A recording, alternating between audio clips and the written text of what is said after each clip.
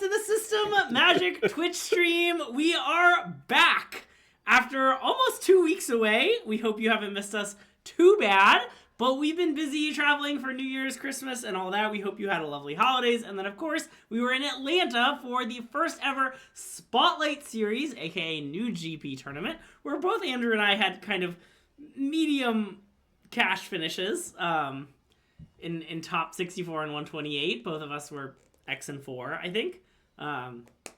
Wait, I forgot to tweet. I'm gonna tweet real fast. Keep going. Okay. Yeah, I'll post a Blue Sky once we fix our deck list. We're starting on time because we've been bullied by Nicole Tipple because she's about to finish streaming and wanted to make sure she could rate us. So anyway, we're starting a little early. Notably, our sideboard hasn't been updated yet. Like, this is kind of an old list, and I fixed the main deck. But you can thank Nicole. Yeah. Hello, everyone, from Nicole's stream. Welcome to SystemMagic. Great to have you all here. We are going to be playing some more Esper Pixie. Yeah, finally. Oh my god. If you're new here, we're SystemMagic. I'm Greg. This is Andrew. Nicole, thanks for staying late so you could rate us. We really appreciate it. And thanks for the subscription, DKSD man. Great to have you back. Not out of hinges here. Yeah. Okay, so Andrew, what were some other cards in our sideboard? Oh, fourth Kaito and second one of these. Yeah, those are both in the sideboard. You don't have any lockdown in your sideboard at the moment. Oh yeah, okay. Let's see. That's true. Did we have any? There was a single cut down. That's not in my sideboard yet. Yes, that's correct. Let's see. What else? What else do we have? Destroy Evils. We're just missing all three. Destroy Evils. Yes. Okay. Cool. Nice. All right. Nice. Normally we do this before the stream, but because of Nicole's bullying, we're doing it now. Okay, so this is the list I played for the tournament. Esper Pixie. Esper Pixie's nice. Hey Andrew, why did we play Esper Pixie? Yeah, I mean, I think it was really good. I don't know. We just tested it a fair amount, and at some point, I decided. Yeah, I did tell Nicole to bully more. Yeah, that is true. Well, see, okay, chat. So this is an important topic to bring up now, and by that I mean it's complete nonsense. But yeah, so I've noticed a very strong correlation between Nicole bullying me and me having more money. So I'm trying to push that correlation as far as it can go. Is what I'm trying to do. Yeah. Like famously, last time Greg and I were in Vegas, Nicole bullied us to bet more in craps, and then we made tons of money. Yeah, that is true. And then recently, she bullied me a lot to play Pixie in this tournament, and then I won, a bunch of cash at the GP. So I'm just saying, I'm gonna assume it's all causal. Yeah. The real reason we played this deck is because Nicole bullied us into, and it was very good. Well, yeah. So I mean, I don't know. I could tell you pretty much what I believe before the tournament, which I mostly still believe. Mm-hmm. I think Pixie is favored against Gruul, which almost nothing is. And I think it's favored against Dimir, which is the other very popular deck. And if those two statements are true, I don't really know what else I need to tell you. Like, even if some of the other matchups are dubious, and there are a few tough ones out there, but like, that's basically it, right? Like, if it's good against Gruul and Dimir, those are the two most popular decks. That's a lot of the field. Yeah, and kind of what I felt playing the deck is that, like, okay, there are all those other decks in the field, but a lot of them are kind of bad decks. Well, like, that's true, okay, yes. This Domain Zur deck that I played 3 times at the tournament and, like, beat a Jennifer 3 times, because I punted the last game out the window, so I only beat it twice. But just, like, I don't know, their deck is so inconsistent that a lot of times it just doesn't do its thing. And, like, I don't know, there was a game where my opponent played Kill Spell on 2 into Green Overlord on 3 into Zur Animate Attack on turn 4, and, like, yeah, I lost that game, but, like, I don't know, the other 2 games didn't look like that. Their mana was awkward, they couldn't cast their spells, and they comically died. Yeah, I mean, trust me, I've played the Zur deck a lot. I tried really hard to make it work before Energy Champs. Yeah. It is not good. It is not a good deck. Anyways. And then I'm definitely interested in trying the Dimir version. We tried the Dimir version a little bit in testing and weren't as impressed. Yeah, I still am not sure I buy it, but I haven't played it that much, so, hard to be confident. Yeah. Mostly, look, I'll state my worry very simply. Yeah. All right. Most people, including me, think Gruul is favored into Dimir. Yeah. If you play the Gruul deck well as a mid-range deck and stuff. Yeah. And the reason I think Pixie is better against it has a lot to do with the white cards. Yeah. Like, Optimistic Scavenger is very good into Gruul. Pixie is a very efficient way to get a 2-for-1 and pressure them. The Esper deck takes really good advantage of the damage from Nightmare to like push the pressure and be an aggro deck. And I am very worried that playing the bounce stuff in your mostly normal Dimir deck will simply mean you are still unfavored against Gruul. Yeah. And if that's true, I couldn't be less interested. Yeah. But I don't know that it's true. I haven't done hard focus testing. I only played a couple of matches with the Dimir bounce deck in testing, and I'm not trying to say that like I have some deep knowledge of the deck, but I'm skeptical. Yeah. Also, do you remember which Painland we played 2 of? We had 8 total Painlands. I think it might have been a Darkar Waste. I think my mana might be... I don't remember, but I don't remember that either. does somewhat make sense. Nicole will know. We'll wait till Nicole comes back. Yeah, but anyways, yeah. So I really do think Esper Pixie is very good, though. It's like the best deck. Yeah. Like it's just extremely, extremely good in general, and yeah. I guess I don't know. I could talk about some stuff for a bit. Okay, so let's talk about some cards in the deck list. Yeah. So first of all, there's Spiteful Hexmage. Okay, what you have to understand about Spiteful Hexmage is I don't think it's very good, but I hate all the other options that I tried more. Yeah. So that's where I'm at on the card. I'm not like, oh wow, broken card, Spiteful Hexmage, but like Siren Storm Tamer is totally illegal. Yeah. Like Siren Storm Tamer does nothing in this deck. It has no synergy. You're never picking it up. It doesn't make enchantments for its Scavenger. It doesn't hit hard. It's just like a terrible card, sans exactly Kaido. Yeah. And I think that is just not legal to play. Yeah. That's a good example of what I mean.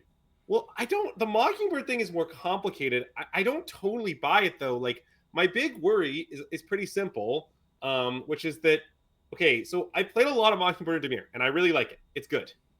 But the issue with Mockingbird is I'm worried that sometimes you'll have to play it as a 1-mana 1/1 flyer with no text. Yeah. Like almost inevitably. And I'm worried that when that happens, the card is just horrific. Yeah. Now, obviously, when you copy any of Optimistic Scavenger, Pixie, or even to some extent Otter Token, Yeah. it will be pretty good. Yeah. Or something of theirs. Yes, but I'm pretty worried that it will be horrific enough of the time to still be illegal to register. I don't know though. Like that one's weirder because like really I expect it to be great 70% of the time and horrible 30% of the time, and I don't know what that averages out to. Also, is sort of what I would say. Mantoid, that's just not true about Pixie. Like you play it as a I one, think that's totally like false. you have so many cards that you want to pick up, like Storm Chaser's Talent, Hopeless Nightmare, Nowhere to Run, the Cursed Roll, or one of the other weird flex slots, or a Sideboard card. Like I think in the whole tournament, I played Pixie as a 1/1 like twice in 15 rounds, and it's one very rare. Like one of them was because I just wanted to play Fear of Isolation on 2, and I just like played Pixie, attacked for 1, played Fear of Isolation because I had a kind of reactive hand. Yeah. And I like wanted, so yeah, the Pixie thing, it basically doesn't happen. But like for Mockingbird, you'd have to have specifically a creature, which like there actually aren't that many. Well, but also when you say it's notable that copy opponent's creature stuff is less than the time, my response is, okay, so what many creatures I think your opponent has and you don't want. Yeah, like if you're on the play against Gruul and they play Heartfire Hero, you're like, okay, I'll copy their Heartfire Hero, sure, but like, so like, it's not very good. Or like, what, you can make a Hired Claw. Look, everybody's already out there firing their claws. Do you really want one? Yeah. Like, and like, I think you can get one on the market pretty inexpensively because they're desperate for employment. Yeah. So. Oh. So. Yeah. Look, if blue mana Heartfire Hero were in this deck, we would not be playing it. So. Yeah, or at least we'd have to reconstruct its deck substantially to support it. Yeah, and like, look.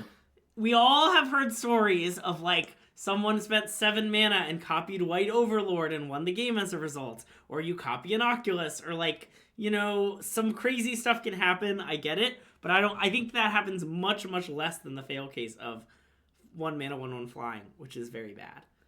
Well, yes, and part of the problem too is copy Leyline Binding is really funny. That is funny, but specifically, I think part of the problem is that decks that tend to kill your creatures that you want to copy tend to also be decks that don't have creatures you want to copy. Yeah. Right? Those things are not independent; they're correlated. Like if you're playing against mono white, which mostly kills all your stuff, your Mockingbird's going to be horrible, and they're not going to provide any creatures to bail you out. Yeah. Which is, I think, quite a bit of a concern. But I don't know. Hexmage certainly isn't great. I'm not saying it's great. Mostly, I don't like any of the options that much. Yeah. But yes, and I also admit I haven't played that much with Mockingbird. I mostly have thought about Mockingbird, but yes. Oh, played Flood Pit. I am confident Flood Pit is worse than Hexmage, but it's not unplayable. Yeah. Do you want to make this Tipping Blade a Flood Pit though? I don't want to do that. Okay. Okay, here's what you have to understand about Flood Pit. This is a very important thing to understand because I tested with the card this deck a lot. I played a ton with that card. Yeah. It's very simple. You never pick a Flood Pit. Okay. You're always like, someday I'm going to pick up this Flood Pit. No, you won't. Nice. No one's ever picked it up. It's never happened. That's not a thing. So you can play Flood Pit. It's playable. It's a fine card. It taps the thing for a turn. It enables Kaido. It's not a horrible card. You are picking it up. It has no synergy with the deck. Yeah. That's the situation of the card. Okay. And any thought that someday I'll pick this up?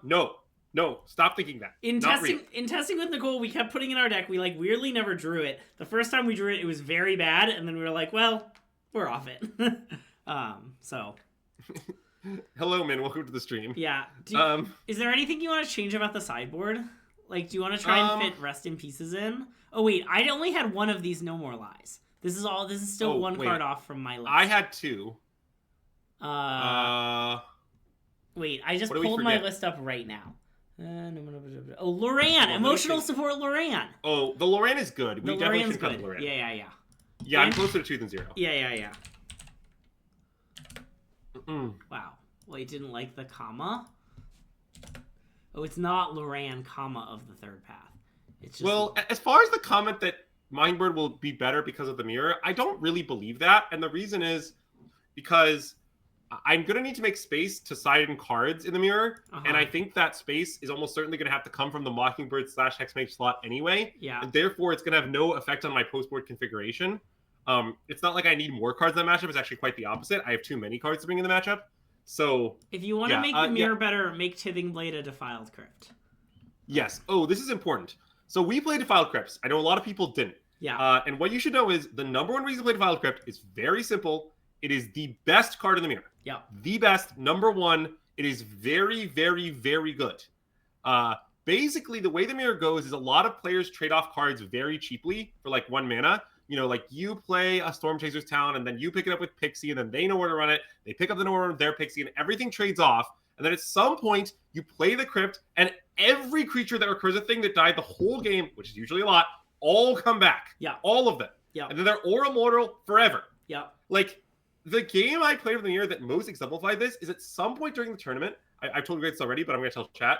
I played against someone who's playing just a build of Esper Pixie with Entity Tracker, and my opponent's Entity Tracker sat on the table for 3 turns. But I had Crypt going during those 3 turns, and I won. Like, they drew like 7 cards that did not matter. I had Crypt. Like, that's what is fucked up about Crypt. Yeah. It is a really good card in the mirror. Now, it has some applications. Like, I leave him in against Golgari. I've experimented with him against Dimir.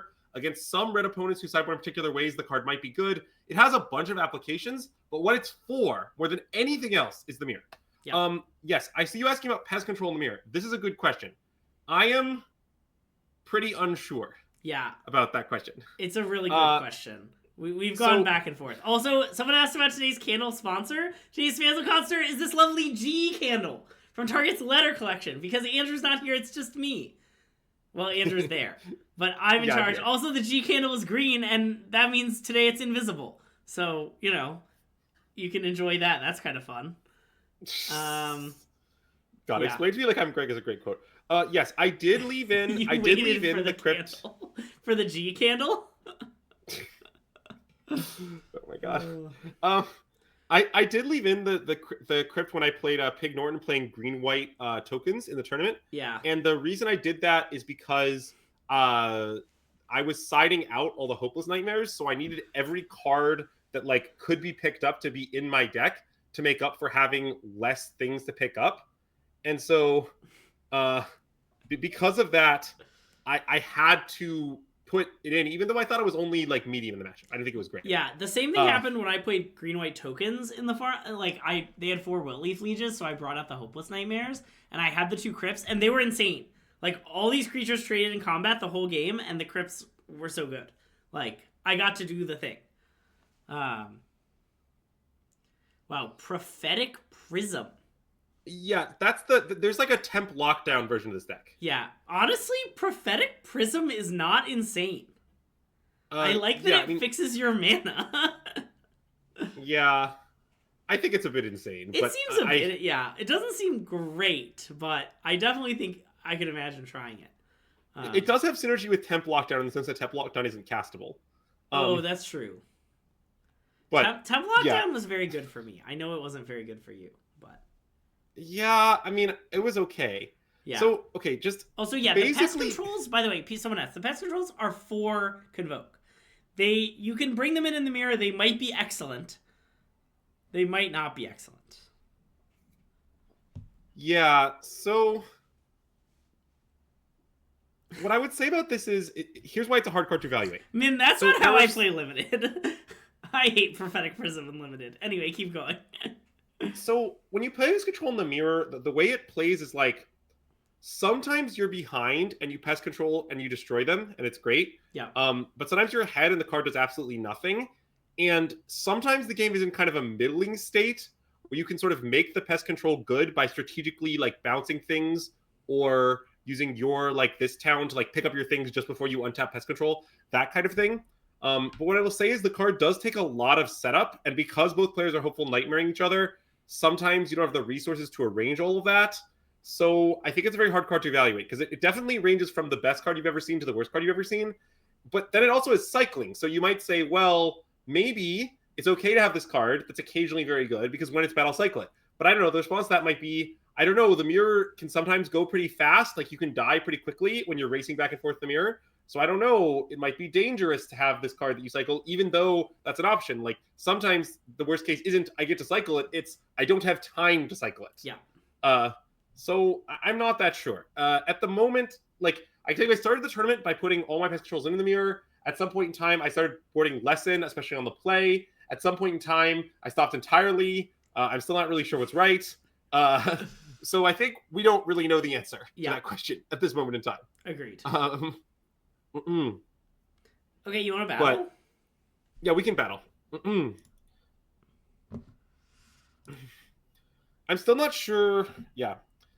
There's still a lot of list details I think are maybe... Like, I'm still not sure, for example, the fourth Kaido might be bad. I'm still not sure of that. If we want to try to get recipes on our sideboard. We're back There's some soft slots. Yeah, we're back to a kind of low rank because of all the... because it's a new month.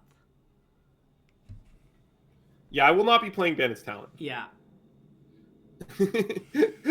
I don't know. I have to, yeah. I pretty much, so we discussed Bandit's Talent some, and by we discussed it, what I mean is I saw the card cast like twice, a massive sample I know, that I was like, I am not registering this card, and no one can make me. Yeah. And I just took this stance, and I was like, you can register if you want. I will not be doing that. I will come visit. That is how I feel. I will come visit your grave on the Bandit's Talent Hill. Yeah, Tiny Bones joined up. We tried it. It turned out the 2-life is really important, okay? Like, we just, like, Nicole and I played this game where we bounced Tiny Bones joined up 4 times, and then we were like, why is our opponent still at 18? And then we just, like, died. Well, okay, to be precise about what I dislike about Bandit's Talent, what I dislike about it is less the abilities it has when you level it up, more like, all right, what I want out of my cards is things I can pick up and put down. And as far as I can tell, when you play Bandit's Talent, usually what happens is your opponent discards 1 card for 2 mana. I don't want to pick up and put that down. Yeah. Nor should you. Yeah. Now, I understand that when you have everything else going, Yeah, you level it up. They take a bunch of damage. But what I want from the card is a 13th thing I can pick up and put down. And that, I don't think it is.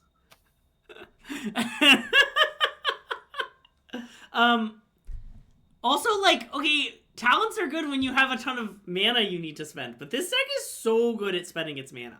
I, like, never was sitting here with, like, oops, I have 10 mana and nothing to do with it. Anyway, let's mulligan, I think. Yeah, mulligan, agreed.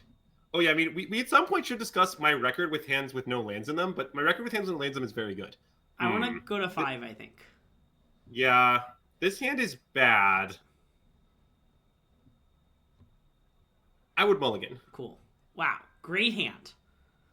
Yes. It has a few problems, but well, yeah, it's definitely keep 5. I think I want to tuck this. Yeah, but wait. what else? I mean, so maybe just the blade. The blade is not very good in this hand. Let's think about it. So the thing is, you often want to this town 2 of your own permanents. Yeah. And I'm worried that means we should maybe tuck Scavenger. Oh, we could tuck Scavenger. I mean, I get that it's one of the better cards in our deck. I understand this is unusual. But I think it kind of makes sense to me. Because then our curve is all set up. Yeah, okay. I kind of like this. Yeah. And also, this is a common closed deckless L, I'd like to state, because if we knew that our opponent didn't have, like, if we knew that our opponent was a matchup where Tithing Blade was bad, then our life would be easy. Yeah. But we don't know that. Yeah.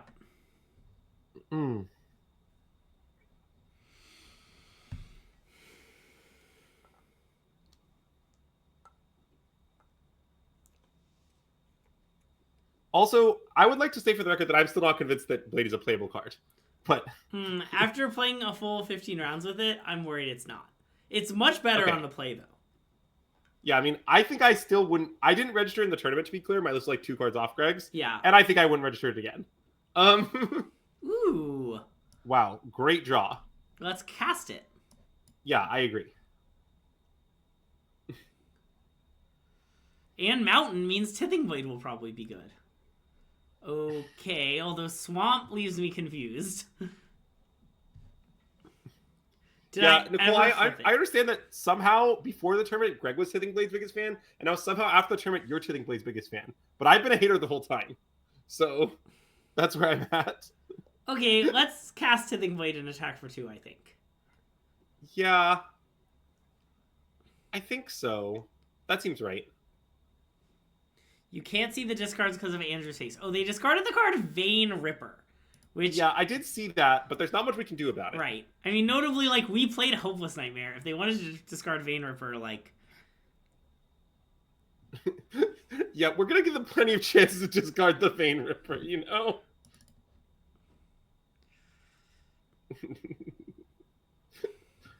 Oh, right. This reminds me to discuss Sheltered by Ghosts. Here's my discussion. Unplayable card. Yeah. Don't put it in your deck. In fact, our colloquial nickname for the card was Sheltered by L's, which is a name that I love. So I'll be referring to it as Sheltered by L's. Ooh, thoughts on Fear, pick up Hopeless Nightmare, play Hopeless Nightmare? Or do you want to play Talent? Yeah, I mean... We should play Talent, I think. Well, wait, we can't. We don't have blue-blue. Oh, you're right.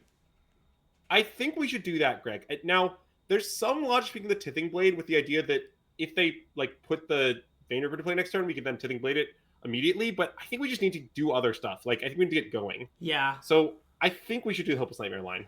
Yeah, okay, I like that. It's pronounced tithing, not tithing. Oh no. God. That's a tragedy of our times. People kept telling me I was pronouncing it wrong, and I refused to deal with that. Also, when I played on coverage, the commentators love to talk about how against my opponent's hand full of Burst Lightnings and Lightning Strikes, Sheltered by Ghosts would have been really good because it would have gained me life. And I don't think they really thought it through. Like... Yeah. Oh, that was a great comment. I don't think they thought their thoughts through. It's very funny to listen to them be like, man, Greg's really, really struggling here because he doesn't have Sheltered by Ghosts to gain a few life points. Okay.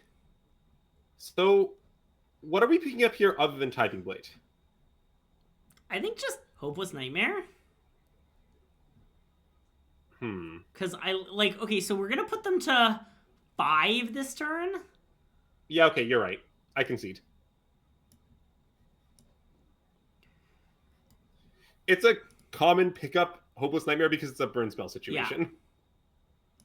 We could even cast it now. That doesn't make any sense. Yeah, I agree that we could cast it now, and that doesn't make any sense. Correct on all counts. The infamous aura problem? What is the infamous aura problem? That auras are bad into kill spells, I think. Ah, well, that's very true. Many have said such things. Okay, we've been somewhat punished. It's okay. Buy back this town. Oh. No. Yeah. Sorry, you're right. I mean, we still have some problems, but not like, Yeah. too many problems.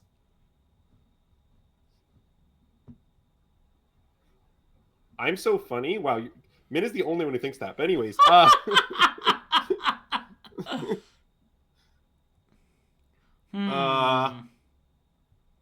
wow. All right.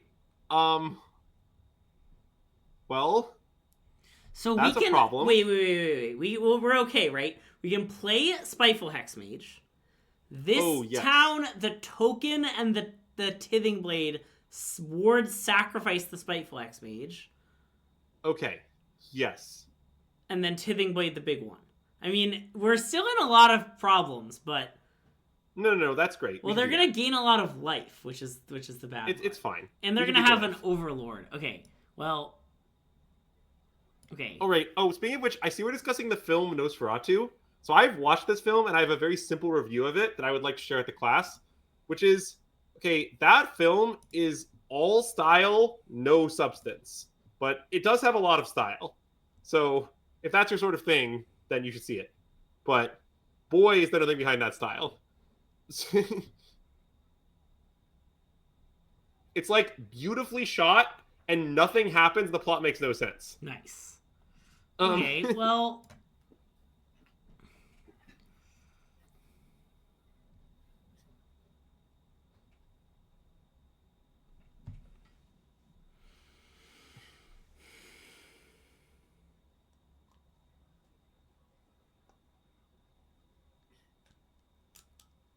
What do you mean by okay, well, Greg? Where are you going with this? Well, we're in trouble, I think. Oh, is this a Crash with Creatures angle? Wow, they just played 5 mana double Raise Dead? Okay, yeah, and it might beat us.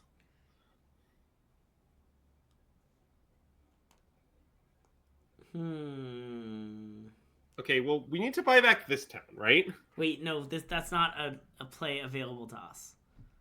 Oh. Okay, we have some problems. Do you want to Craft with Creature for Nicole and then concede? Yeah, we seem dead.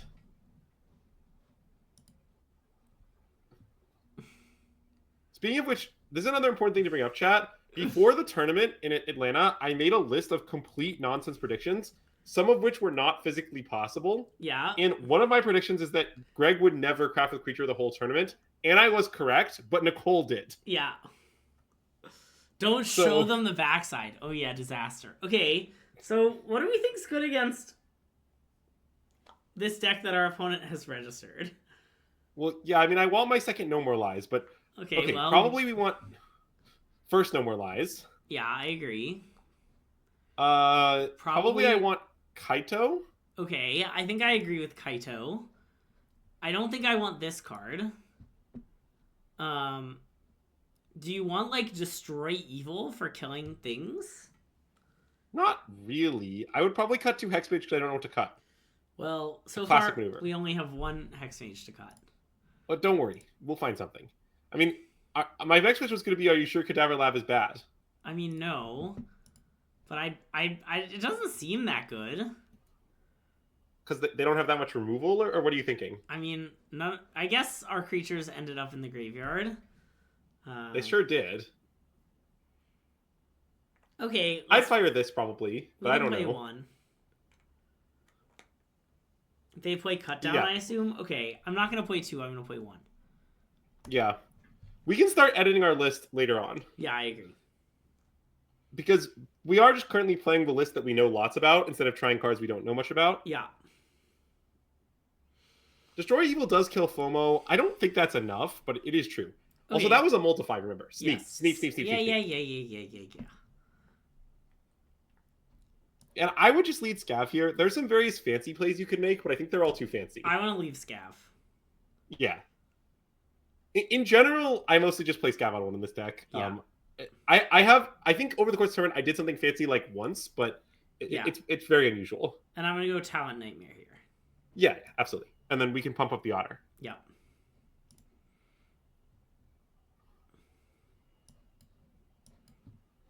And I didn't play Well, I certainly don't believe in putting in the sideboard for the Omni matchup, but it is possible. But like, maybe enough random graded, etc. I mean, the Rest in Peace thing is really complicated. Actually, MSJ and I went back and forth on this like many times during the prepping process. Basically, it's very hard to say if Rest in Peace is worth it.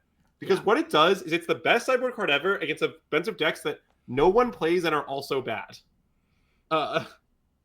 Okay, so Fear, pick up Nightmare, and do you want to just go like all in on the? Wait. Can we discuss whether it should be Nightmare or Storm Chasers? Sorry, it should be Storm Chasers. You're right.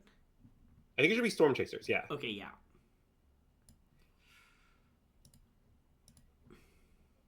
And I think we grow Otter Token. I like just grow Otter Token a bunch. Okay. Oh, I like growing it the first time. I don't know about the second time.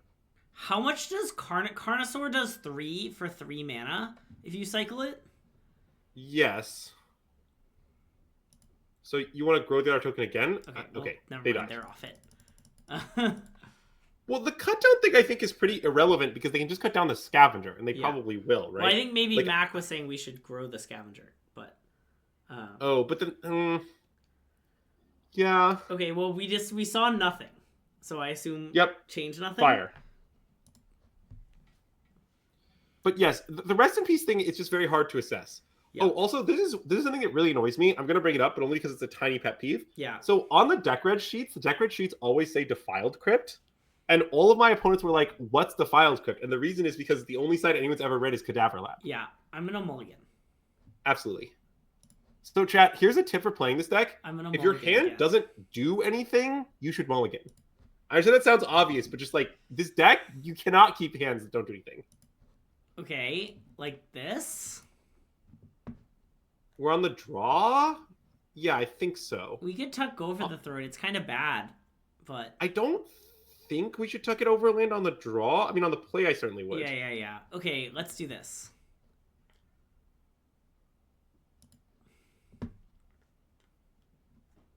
Oh, Otterhouse, when you say the day one closed and day two open was an interesting choice, I agree with you, and by interesting, I mean bad. Nice. It's just like... So, a good way of... I heard it described, which I think is very accurate, is it's basically a good way to have all the downsides of open deck lists and all the downsides of closed deck lists all at once. Like, it does not make any sense. So, I kind of want to pass here. Why? What's your... My thought is that I want them to attack with FOMO, and then if they play another thing, we can go for the throat that and get Kaito in. Sure. Okay, we can try that. It doesn't cost us very much. Yeah. Well, wait. Yeah, the argument they did have 1,500 sheets of paper is pretty silly, right? Like, there have been there have been open deck list pro tours where they just made everyone look at the opponent's deck list on maybe. Yeah. You could just do this. Like, you could just say it's open deck list. You have to look it up online. Deal with it. Open deck list does not demand that we print out everyone's deck list at all. Like, what do you mean? They had melee. We used melee at this tournament. Yes, RCs have been paper deck lists. Yeah. Oh yeah, you are relying on it not crashing, which is a little dangerous, but it's a little dangerous. I don't think it's... I think at this stage of things, it's not that dangerous, but... Requiring to bring your own is a bad idea. People like travel. Yeah, what will happen if you do that is that people won't bring them. Yeah. And then what are you going to do? Yeah. But, again, I think that the MTG melee solution just works. Okay, well, I'm going to go for its throat. Wait, no, just let it. Oh, they didn't attack. Sorry, It's yes, in the. yes, We're agreed. currently in their end step. I'm sorry. I thought you were just like in the beginning of combat step. Now I'm moving for no, I was no, like, wasn't that the exact opposite of our entire play? Okay, well, let's attempt to put Kaito into play, shall we? Yeah, I mean, if they let us, we will, obviously. Seems like they're not going to let us. Though maybe they will. It's just an otter token opponent. But to be clear, like this thing of just use melee for deck lists, like again, an important fact that you have to understand. Well, I guess I was not there personally for this, so I cannot verify. But I have been assured that since the pandemic, there have been pro tours handled this way. And kind of my opinion is, if you're willing to do it at a pro tour, you should be willing to do it at a GP. Like, be consistent. I mean, look, sometimes you Kaito off an otter. It's fine.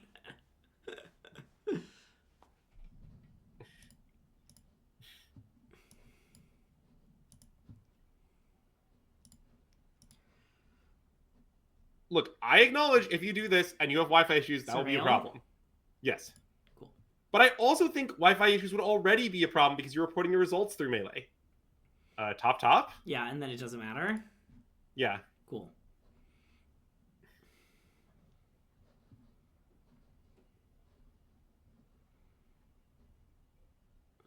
Maybe we should have been the nowhere to run, but I think that's so greedy. I was thinking we should have been the Hopeless Nightmare because they're like about to discard to hand size. But okay, top was genius. You convinced me. Yeah. Just because, like, I don't know, if we get a bounce thing, we're gonna bounce the talent. Yeah, I think our opponent may have like tilt disconnected after missing their second land drop. But you know, here we are. Oh, did they? Okay, they maybe didn't. They like legit disconnected. They FOMO'd away a land because their hand was so good, and then they don't have any lands. This is weird. Well, we'll just hang out for a bit. All right, I want to discuss another on this topic. I just want to be clear about my position as well. Yeah. It is my opinion that literally all Magic tournaments everywhere at all levels would benefit from being open deck list. All of them. Now, I understand that we're obviously not going to make. You can't say all levels. You're really going to sit here and tell me the pre-releases would be better if they were open deck lists? Well, those don't have deck lists. Oh, any what I'm tournament proposing with is that deck lists. I see. If your tournament has deck lists, it should have open deck lists. Okay. I'm proposing removing the word closed deck list from your vocabulary and simply saying there are deck lists, thus they are open. Yep. Yes, I think Moto should be open deck lists. I think that just everything should be open because open deck lists are just better. The gameplay is better. Like, I don't really know what to say. Like, RCQs could easily be open deck lists. Everyone brings deck lists anyway. You just bring your deck list and each round you hand it to your opponent. Yep. That's it. So you don't even need deck checks. They have your deck list. It's fine. Like, just that is my opinion on the deck list question. I think it is not interesting. Also, like, okay, if you're playing a weird strategy, showing your opponent's deck list does not fully remove your advantage. To be clear. Well, yeah. In fact, I think that claim has mostly just been disproven. Yeah. Over time. Like, I sort of think the results are in, and it's false. Okay. Neat. Yes.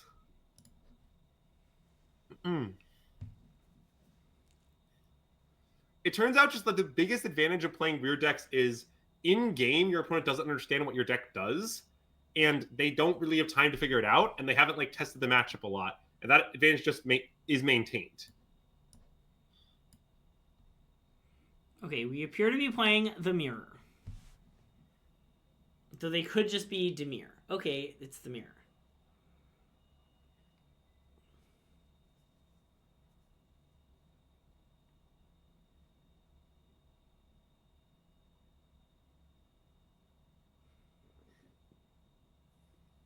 Yeah, the other thing I don't dislike about closed deck lists, and this I remembered a lot this weekend, is when you're playing closed deck lists, you have to be stressed about so much random shit. Like, you have to be like, oh, I can't let my opponent see a card from my deck. Like, what are we discarding? Go for the Throat? It could be Fear because we can't cast it, but I think it's Go for the Throat. I think Throat. Cool. You have to be like, oh, I can't let them see that I have tokens, because then they'll know I'm playing a deck that uses tokens. Like, there's all these like small information leaks that you have to like stress about, and I just don't want to. Yeah.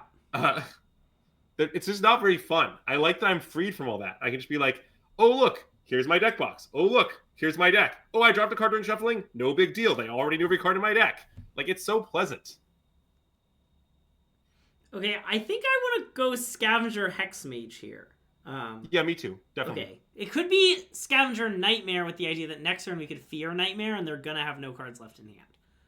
Because they only have 3 right now. Oh, wait. We are going to have to discard Hexmage from our hand if we do that, which maybe we want to do. Wait, I think that's... We could also discard... No. I think we should Scavenger Nightmare. I think so too. Yeah, Hexmage to the bin. Yeah. You're definitely right.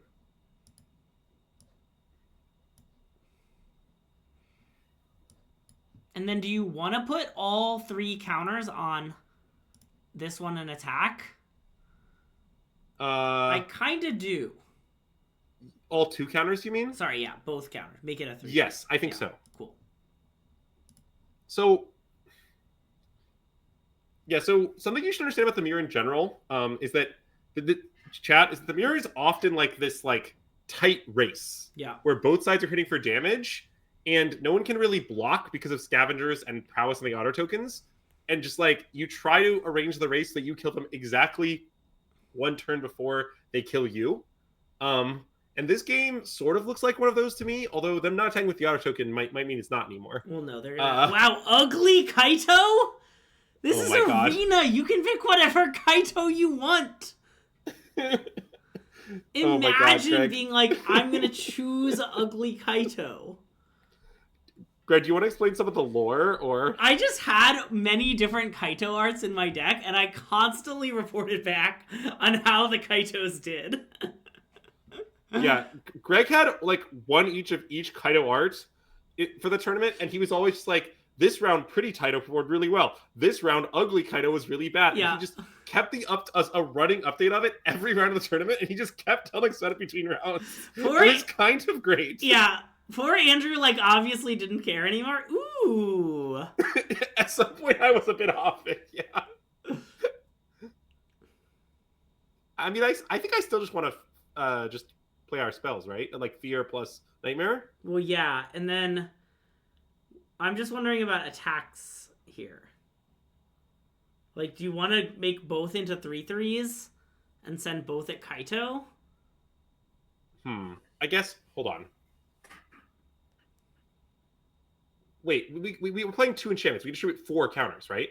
Oh, right. So we can make both. We get to kill Kaito here. Yeah, we should definitely just kill Kaito, I think. Okay, yeah. Okay. It's a classic just kill Kaito situation.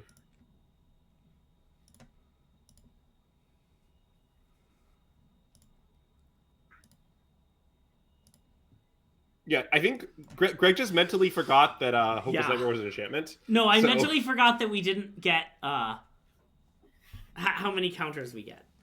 I was like, each enchantment gives 1 counter. Yeah. Okay. So now we have to discuss sideboarding the mirror, which is a very deep but basically I think it's obvious that Lorwyn and Cadaver Lab come in. Those cards have been pretty impressive for me in the mirror. Agreed. That much I think is self-evident. Okay, do you want to bring in 4th Kaito? Because Kaito's really good. Well, I don't know. Let's work the other way. Okay. So we're obviously cutting Tithing Blade and the Hex Mages, right? Yes. Then I think you can cut Go for the Throats if they don't have Entity Tracker, which we haven't seen. It does, but Go for the Throat is also a Kaito answer, so I think maybe that's still wrong. So kind of to me, I sort of like these 59 cards. Yeah. And I think like at the tournament, I was doing something very weird involving like 1 to 2 pest control on the draw and the cut down on the play, and not having my 4th Kaito in the mirror, which I'm not sure is correct, but it kind of makes sense to me. Kaito is good in the mirror, but it's not like great. Yeah. You don't want to draw like 2, I think, a lot of the time. So I don't know. This is hinged, but if you want to have the 2nd pest control, we can have it and cut a Go for the Throat. I'm just not sure it's actually right anymore. You almost always control the card Nowhere to Run, which makes it so hexproof doesn't matter, and then Go for the Throat will kill Kaito. Yeah, basically Kaito is nowhere to run, is what Greg's saying. Okay, let's do this. Okay. If By the we- way, I did have an opponent during the tournament tied by my Kaido. Man, and I was just like, I could not more strongly disagree with that. If you want to do that, leave the pest controls out. Yeah, my opinion is that if that's where you're at, then you've convinced me I will not be boarding a pest control. Okay. I will not be. No one will make me board out Scavenger in this matchup. I think it's very good. I'm keeping this hand. Or I guess. So I guess what I'm saying is, Greg, I don't think we actually disagree with Min. What we're saying is, if that's your belief, then what you are telling us is you don't believe in boarding pest control. Yes. Which, to be clear, might be correct. If they nightmare hear us, okay, ignore me. Let's mirror them, shall we? Yeah, I agree. Yeah, I mean our next turn might be a tad awkward, but it'll be fine. Yeah, I am concerned about its awkwardness. I mean, maybe we should have played Hopeless Nightmare first to enable this town on turn 2, but that seems so bad. I don't know. Oh, nice. Wow, we played it brilliantly.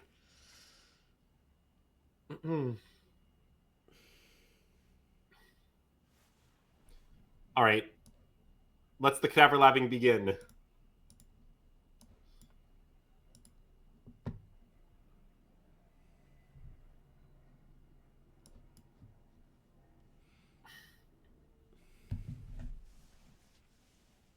I'm also just worried that in general, like, even when your opponent is on the play or whatever, they can still make pest control bad if they try. Yeah. Which is a bit of a concern, but I don't know.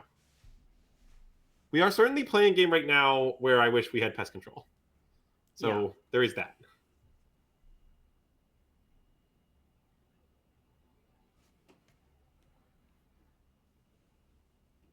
Okay, so how do you feel about, like, this town, their scavenger, our cadaver lab, back scavenger? I want to hopeless nightmare them now. Why? Because they only have 2 cards. Oh, well, that's reasonable. Okay, I'm down. I want to just like hopeless nightmare go. Yeah. No, if we're hopeless nightmare, we're definitely saying go. Yeah. What was my favorite town cast in the GP? Oh, I've got a nice one for this. I had an incident where I was playing against Mono White, which both me and Nicole played a bunch of times. So weirdly, we have a lot of takes in the matchup, but that's not the point. My best one was my opponent had Enduring Innocence in play, and I went to Hopeless Nightmare them, and they're like, in response, I will make a night token with Virtue. And I was like, all right, in response to that, I will this town bounce my Hopeless Nightmare and your Enduring, you discard it. And you will not be drawing cards. And they were like, oh. Okay, I want to bounce the 3/3 Scavenger and maybe Cadaver Lab. Yeah, I think that's right. Okay. Because I'm worried if we bounce this, they'll just hold the bad card and No, I think that's absolutely the right. Okay. Yeah. I'm also worried we need to get Scavenger going to, like, be in the game. Also, yeah, I did see it. I did assume we were going to get Kaito there, which did not happen, but...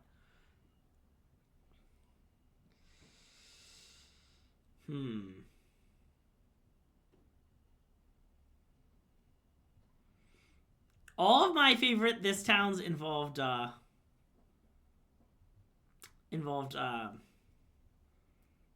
whatever that card is called, the one that temporary lockdown. Okay, we're just playing the Crypt and playing the Scavenger and playing an Underground River, right? I mean, what if we play the Crypt and leave up this town? We get to do that. No, but oh, and then when they know where to run, okay, I see what you're saying. Okay.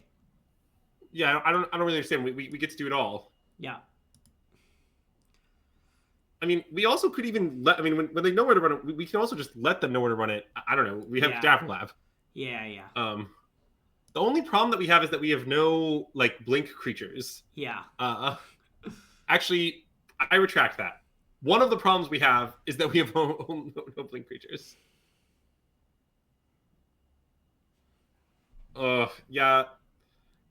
Yeah, that's a hard question, Pig. Like, I don't know if I have an incredibly simple answer. I think most common, I think it depends someone the exact hand, but I think most commonly I just waste the mana on turn 2.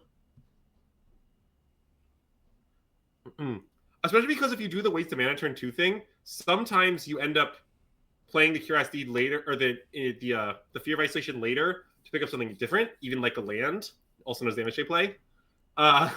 Wait, I love so picking up lands. Okay, are we gonna this town here? Maybe this and this? Or maybe we just need to bounce the Scavenger to keep our life total high?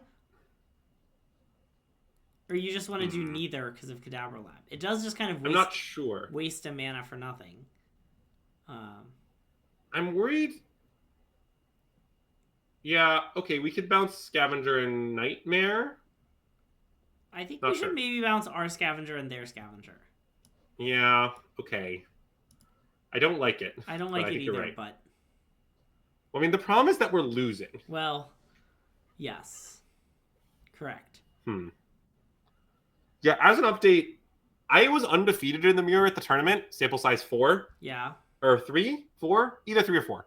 And if we lose here, then it means this opponent was just a superior Pixie player to everyone I played the GP. So keep that in mind. Okay, that's a very good draw.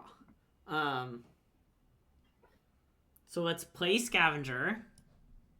Yeah, what are we picking up? Hopeless Nightmare? Okay. So you want our creatures to be mortal, not immortal? Oh. Yeah, we need to block. Right, so we could chump block and then gather that back. I mean, I'm not sure it's better. I just wanted to bring it up.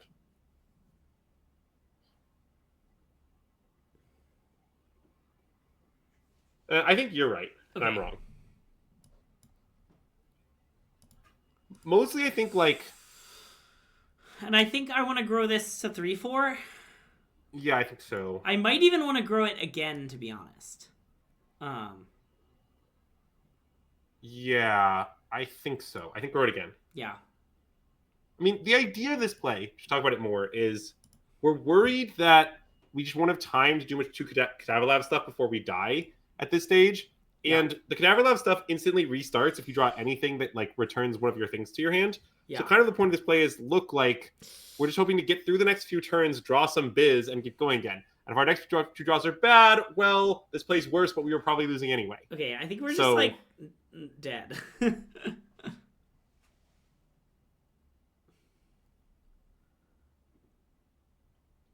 Curious why we drew it again. I was worried that they would play one enchantment, put 2 counters in their Pixie, and attack. Yeah. Basically. But... Well, I mean, our play isn't good against that, to be honest. But I'm going to concede. I don't think we have any winning lines here. Is that okay? Yeah, we look dead. Okay, I mean, I guess we do have one pest control in our deck, so maybe we should... Okay, wait, let's block. Okay, like this? Like that? No, wait, I think if... Our top card is pest control, you agree? Yeah. I think you should chump block, and you should block the ground one with your fear, so your fear lives. The 1/1. Block the 1/1 with fear, and the 2/2 with the 1/1. It won't live. They'll know where to run and grow their thing. Oh, right.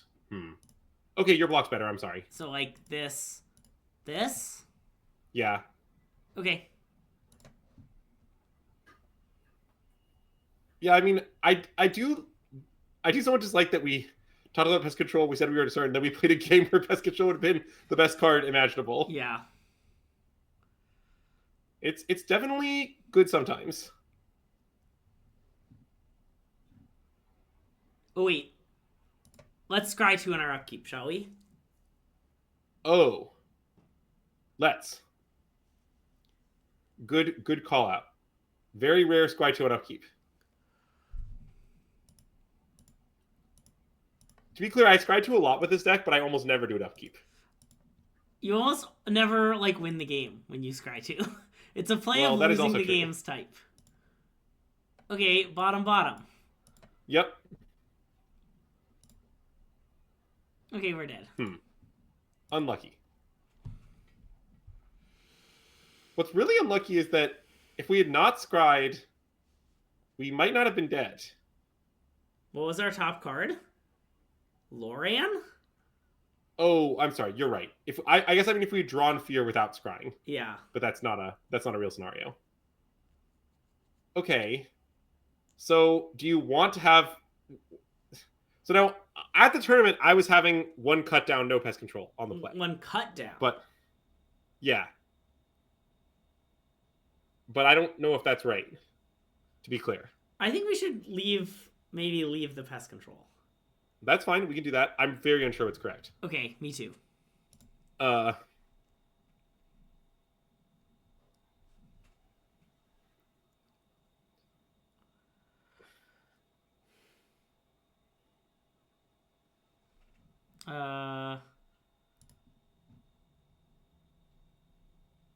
Keep. This hand is very good. It's good. I guess very good is strong. It has some problems. Let's play scavenger. Yeah, obviously.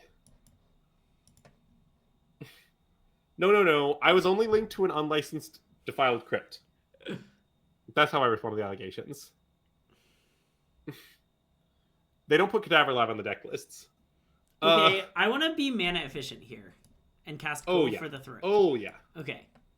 Pretend you're Maximilian McVitie. That thing definitely has a throat.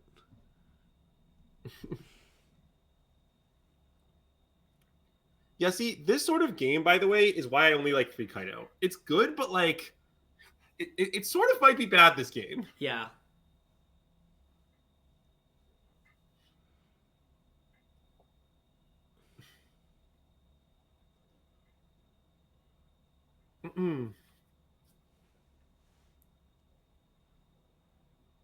Wow.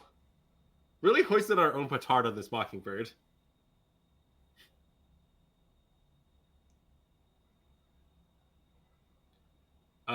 I see. Really reverse hoisted on our own petard on this Mockingbird. Yeah.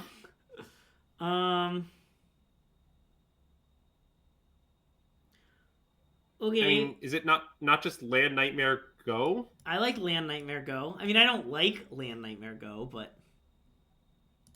What's the rationale behind no Blue Enchantress? That card is bad. Oh, it's not very good, yeah. Basically, like, I played with Enemy Tracker a fair amount, actually, in testing.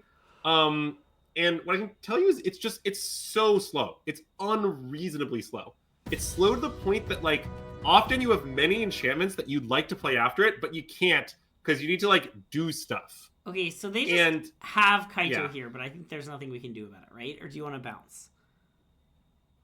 Well, I mean, last year they picked up Mockingbird. Oh. What if we bounced? Okay, let's bounce.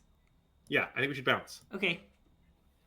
I think that this is actually a pretty important thing in the mirror that I do somewhat frequently. I didn't mess up here. They can't put in Kaito in response, right? Nope, we're in Declare Attackers. Okay.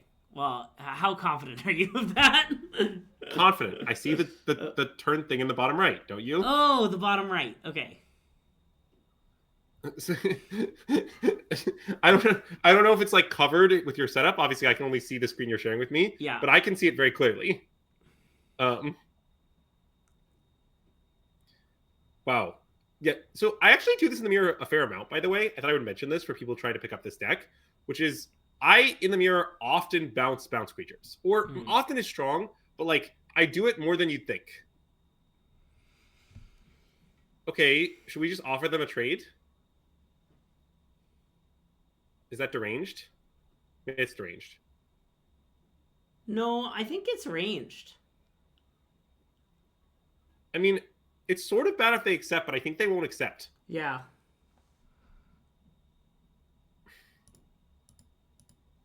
By the way, this spot in the tournament, what you should actually do is attack very quickly. Yeah. If you wait too long on this attack, it gets way worse.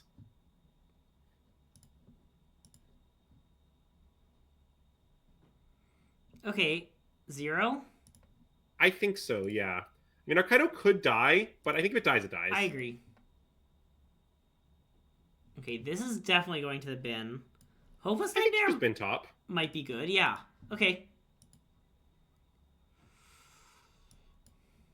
I mean, this is a common, they're at 14 angle. Well,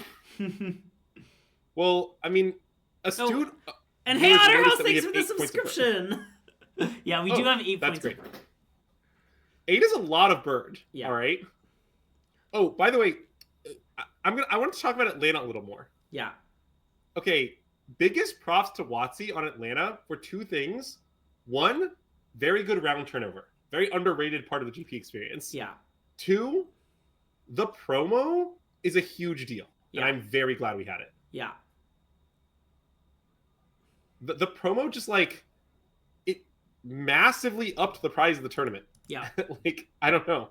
I really appreciated the foil Terror of the Peaks, which, to be clear, I sold immediately on site for $200. Our opponent seems to be very confused about why they did not gain any life. Or why they did not draw a card. They did not deal us any damage. Yes. Ooh, 4 more points of burn, you say? Yeah, I mean... So, we're not going to try to, like, bounce Kaido, right? I mean, we could. I guess it doesn't seem that great. It doesn't really seem like it does anything. Other than it, forces them to use their mana. Okay, so you just want to play 3 1-mana spells? I think so, yeah. Yeah, I think so, too. Okay. It's a little awkward. It's not that awkward. Yeah. I guess what's bad about it is, like, if our opponent scries into a removal spell, it's bad. Yeah. But if they don't do exactly that, then this is very good. And even if they do that, we're just not that far from burning them out completely. Yeah. Oh, I don't know if 200 was low either. I just didn't want to deal with carrying this card around. I wanted it out of my possession and the cash in my hand. Yeah. I am an expert Magic Gathering player. I am a novice Magic finance person. And you should not take what I do as reasonable or wise.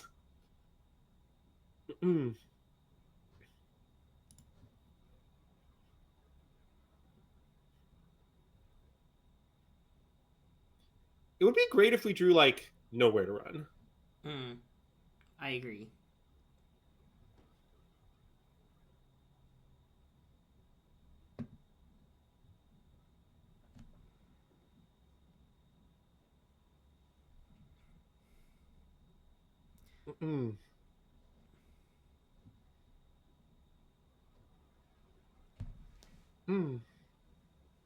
I did not ever have a Gandalf promo. I didn't play that PT, to answer your question. In fact, I think no SystemMagic people played that PT.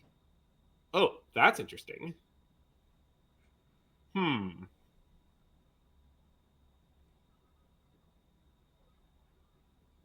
Okay. How do you want to play this? Well, we can kill Kaito. Yes. I sort of think we should start by playing Soldier's Talent and see if the counter on the Scavenger resolves. Great, that's what I want to do too. Okay.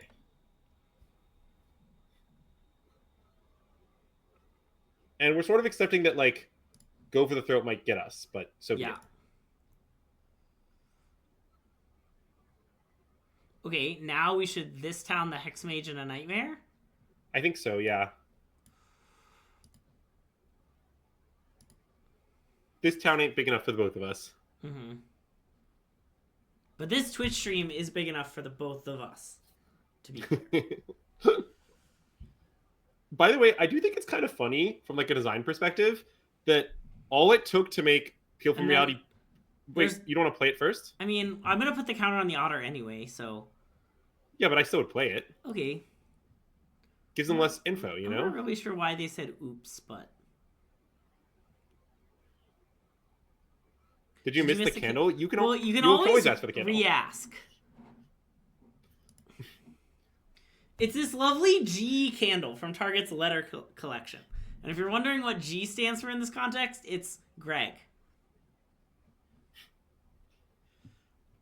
And if you're like, who's Greg? Where have you been? That's me. So wait, should we attack them? Yeah, I was thinking about this. I'm not that sure we should. Like, I think we should attack Kaido, most likely. Okay, let's attack Kaido. Because I just think that going for the throat here has some risks. Yeah. And if we successfully kill the Kaido, I think we're just sitting pretty. Okay, well, it didn't matter. It sure did not matter. Now we could definitely lose. I agree.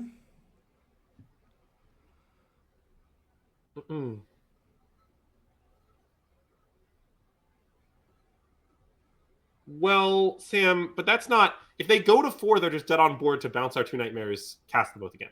We're So not... locking it down definitely doesn't matter. You don't want to block here, right? Yeah, that seems deranged. I think blocking is bad. Cool.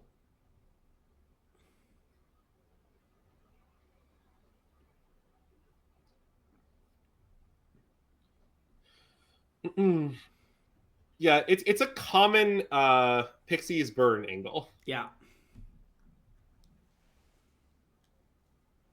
Okay, well, they topped. That's concerning. I'm concerned. Yeah, me too. Because the issue is, it sort of looks like we aren't going to have time to fully burn them out. Yeah.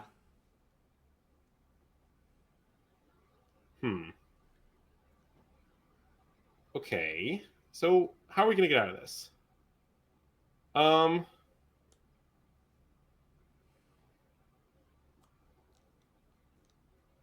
Yeah, I mean, I think we should just play... I think we should just play Scavenger, this town, the 2 nightmares, and play one, most likely. Or, wait, maybe we should do Storm Chaser's Talent Nightmare?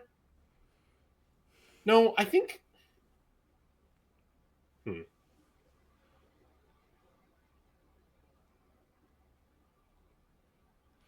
I think maybe the 2 nightmares is good.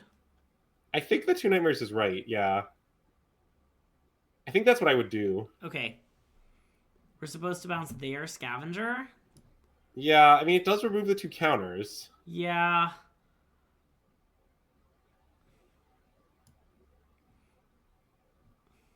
So the issue with the plan of fully burning them out, which I did consider, I mean, and I guess maybe one of doing that, but yeah. The reason I don't think it's going to work is because we're dying.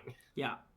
Like, notably, if we have nothing, we would be dead. This deck is good against Convoke, right? No. Yeah, so I guess I can provide more information. I think that in game 1, this deck's matchup against Convoke is very close to unwinnable. But I think Pest Control is extremely good, and I think they don't have a lot of moves against it, because it's very hard for them to play around Pest Control in such a way they also don't kind of lose to your normal stuff. Like, if they take it too slow, they'll just die in the sky. So, because of this, you should play the land, for sure. Well, I know. I was like, it's kind of wild that they didn't do any T-Tabing in response. That is wild. I agree. Wait, we're just dead. This kills us. Oh, no. Wait. Oh, it doesn't just kill us. Sorry. It only mostly kills us. Yeah, I mean, it definitely doesn't just kill us, but... It's extremely close to just killing us. Yeah. But I think post-sideboard, Esper is maybe favored, and so I don't know where the actual matchup falls. I think it's probably true that Convoke is ahead. It's not ahead by very much. Yeah, I mean, we could just draw another Titave. Unfortunately, 2 of those are gone. 3 of them are gone. Oh, God. 3 of them are gone? Yeah, our situation is dubious. Did we beef this game? It feels like we maybe beefed this game, but... I'm not sure where, though. Maybe we did.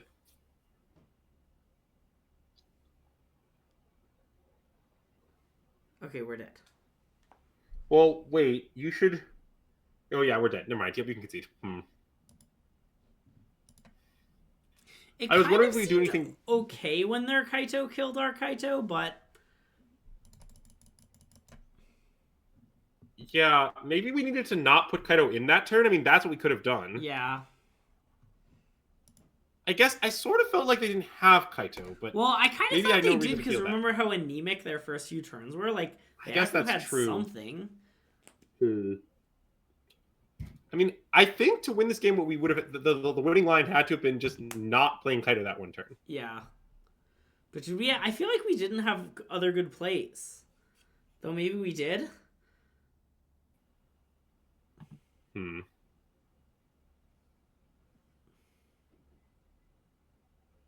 We had Hopeless with Titave grow our Scavenger? Yeah.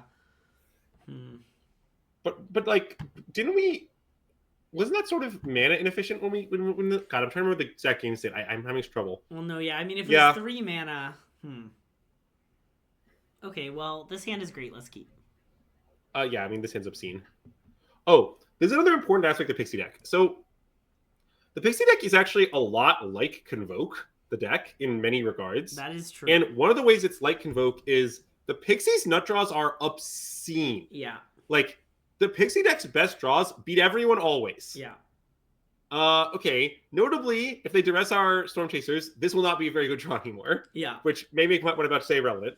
But it is true that when this deck has its good draws, like, you just steamroll everything. Like, you can kill people on turn 4 through interaction. You can take multiple cards. Ooh. They didn't take Storm Chasers, huh? Okay, I mean, I think I like Storm Chasers Pixie, but I guess Storm Chasers... No, wait.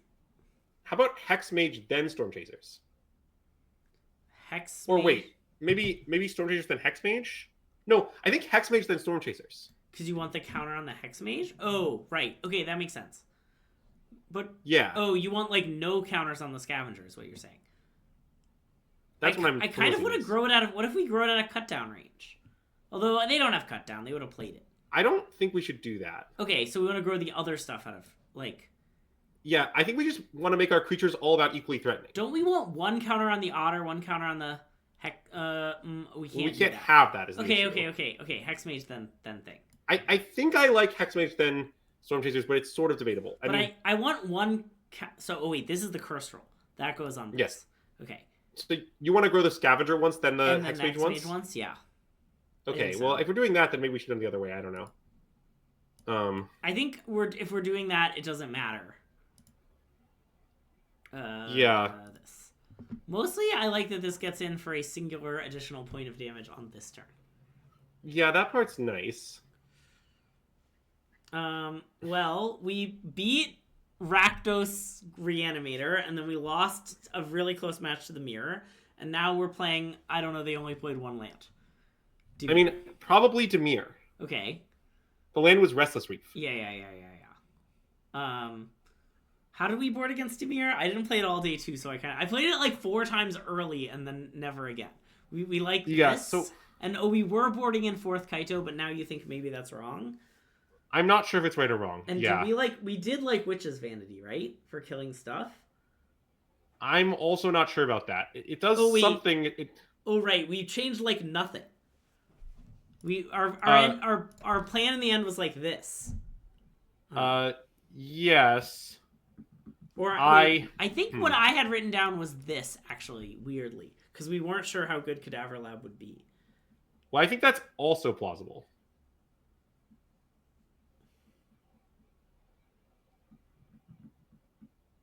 I mean, you also could just cut a Hex Mage and have both if you wanted, but it doesn't really make sense to me. I want to board like this, I think.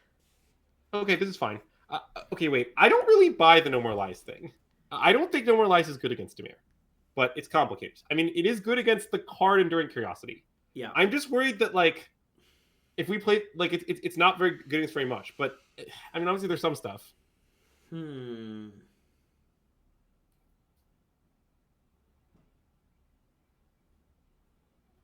mean, I'd keep this. It's awkward, obviously. Okay, I agree. Nice. Never punished. I just think, like, I don't know. I don't like, for example, that you cannot counter Kaito, which is a card you'd really like to counter. I do like that you can counter Gix's command, but I think you can often play around Gix's command in other ways. I don't know. Okay. Land go? Well, yeah, I think so. You want to that bounce a land for a 2/3? No. That seems hideous. Okay. I mean, I think if we could play Fear of Isolation and magically bounce nothing, maybe we would here. Yeah. But I'm not even sure we would. Okay. I want to untap. Yeah, me too. Okay, I want to land go. Okay. Cool. Oh, are we playing the Doomsday deck? I think we are playing the Doomsday deck. Oh. Because look at it's fine. I'm going to go for this thing's throat. Yeah. The Doomsday Excruciator deck? Yeah. Yeah, I think you're right. It'll be fine. I played against this deck in the tournament. At no point did I learn what their deck does. Yeah, I think that's the typical experience. Let's play Kaito. Now, I think we should Surveil. Okay. because I just really don't want to draw lands of any kind. Yeah. And given that my cards are very different values, Surveil's of high value, I know Elm is good, but just like, yeah, I'm bidding both of these. Yeah. Like, we just drew 2 cards. Like, it seems just too good to pass up. This deck, this deck won Worlds. Did it instantly actually win Worlds? Yeah, it's what Javier won with. Wow, I legitimately didn't know that. Yeah, it instantly became one of the worst decks to ever win Worlds. Wow.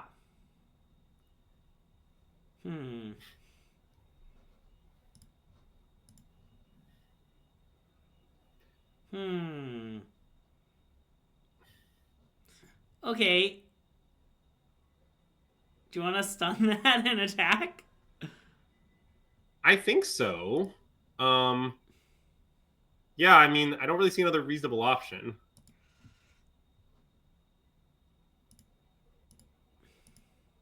So we could wait on the fear with the idea that next turn we could pick up Kaito and use it twice, which is a thing I did do once in the tournament. Yes. But I think we should just play it. Because why? Because wait, they're just going to kill Kaito with Restless Reef. Oh. Okay, yeah, let's play the fear. Okay, sure, we can play fear. And pick up, I don't know, Underground River. Well, wait. We could pick up Kaito. That's true. Maybe we should pick up Kaito. I think I should pick up Kaito. Okay, let's do it. That seems great, actually. I don't have the answer to energy-related questions. I have played no Modern at this point in time. I think it is likely as Portland approaches, we will do a bunch of Modern streams like we usually do for RC Prep. We are just not there yet. We have not done the streams. I have not done my homework. Yeah. And I don't want to give an uninformed answer to your question. Okay, so attack ninjutsu? Well, or attack not ninjutsu. And then cast? Like, what's the point of ninjutsuing here? Fear is back in our hand? Isn't that, like, good? I don't know. Is it? I don't know. Okay, I think it seems good. You convinced me. Great. We should just loop. Yeah. Okay, bye, man. Thanks.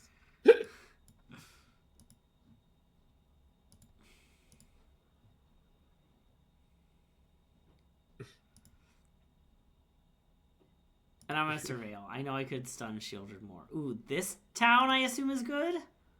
Yeah, this town, I mean, it's a little weird. I assume it's mostly good. I think it's good. Okay. And then, I mean, I think I want to pick up Kaito, don't you? Yeah. This is absurd what we're doing in this game. Oh, wait, I'm going to play a Dark Heart Waste. And to be clear, when I say absurd, I mean, we are also slowly losing. Oh, yeah. But... And by slowly...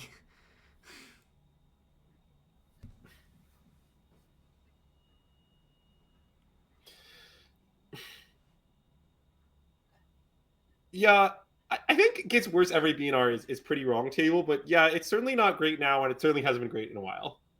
But I like the current Modern a lot better than the past Modern. I think it definitely got better. It might have gone better and still not be great, though.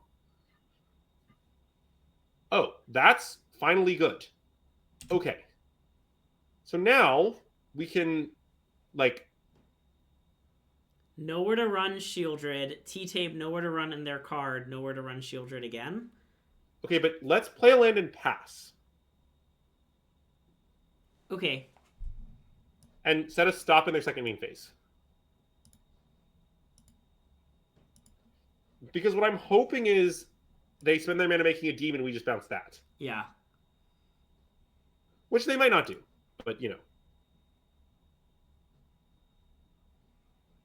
And you're down to take 4, which I think I am. I think so. Well, I guess we could also know where to run it once. Okay. Pretty funny. I may be in, although it's pretty That seems kind of good. Okay. I mean, is it? Maybe it's bad. Because it seems good to me. I don't know. I refuse to spam oops. I do appreciate proposals that Greg emote more.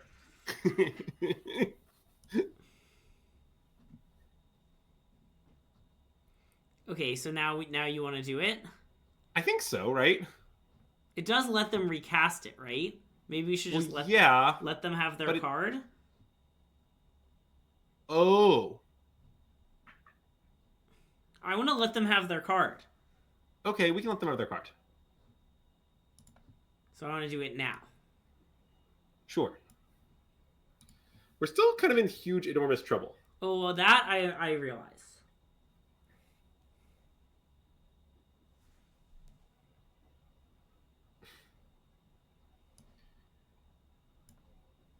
Table, the claim that you miss Nadu Modern is absurd. I will respond with, come on. Yeah. You don't miss that. No one misses that. Okay, we're dead. Okay, we're dead. We're dead. Yeah, you concede. I don't know how we should sideboard against this deck. Yeah, me neither. I assume, like, Destroy Evil is good. That seems true. Boarded them all in. Hexmage is out because it's, any matchup. Yeah. I might want to cut... I guess maybe this is good. They're a kill spell deck. Yeah. I think we should have the second. Okay, I agree. I think we need no more lies. I agree. I also think this might be a classic. They have nothing small to kill, so play 2 nowhere to runs. Okay, I like that. So it's this -1 card. Maybe, like, a go for the throat because we brought in all these Destroy Evils. No, I think we want as much of that as we can get. I think it's 4th Kaido again. Okay. Nice. Okay, let's change our deck list after this game. Okay. I want to try some stuff. Is Loran for just Annex bad? Yeah, I think so. Yeah, I mean, it's not out of the question, but I think with 3 Destroy Evils, we don't really need it. Okay, keep. I agree. Scavenger on 1.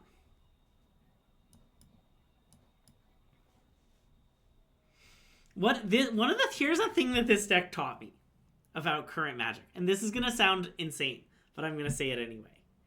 Nice, go. In the year of our Lord 2025, cards that cost 1 mana are busted. Like, because it's 2025, all the cards have 1,000,000 lines of text, right? Just every card, no matter what it is. They all have 1,000,000 lines of text. So the ones that cost 1, particularly busted. Oh my god, Greg, that's a great comment. Okay, let's attempt... Alright, land attack. Yeah. Well, it's kind of good either way is what I like about this. Okay.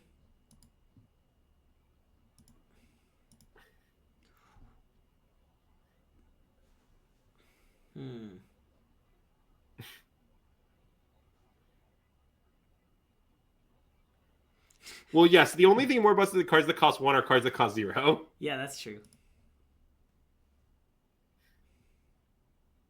Ooh, a combination? Bin top? Yeah! Oh, man. Yeah, I don't know if anyone saw my feature match from round 2 that I narrowly lost, but I did this exact thing of bin 2 creatures when I had Crypt going. It is so nice. Okay. So, do you want to play Optimistic Scavenger, play Fear of Isolation, pick up Nightmare, play Nightmare? Okay. Yeah. That seems good to me. I mean, I know we aren't getting back the other Scavenger before we're doing all this, but I think that's fine.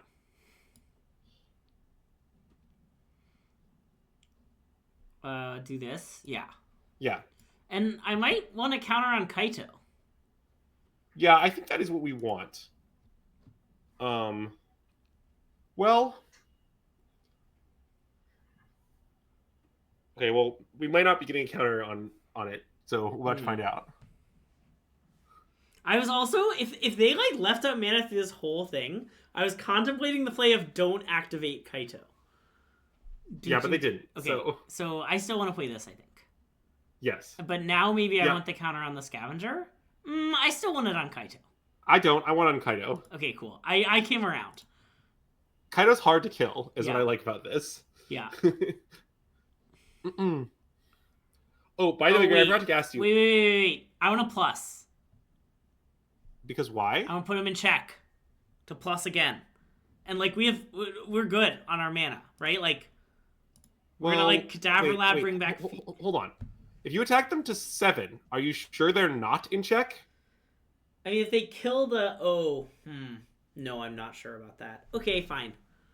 I think we should attack them to 7. I don't think 7 versus 6 is a big difference. Okay.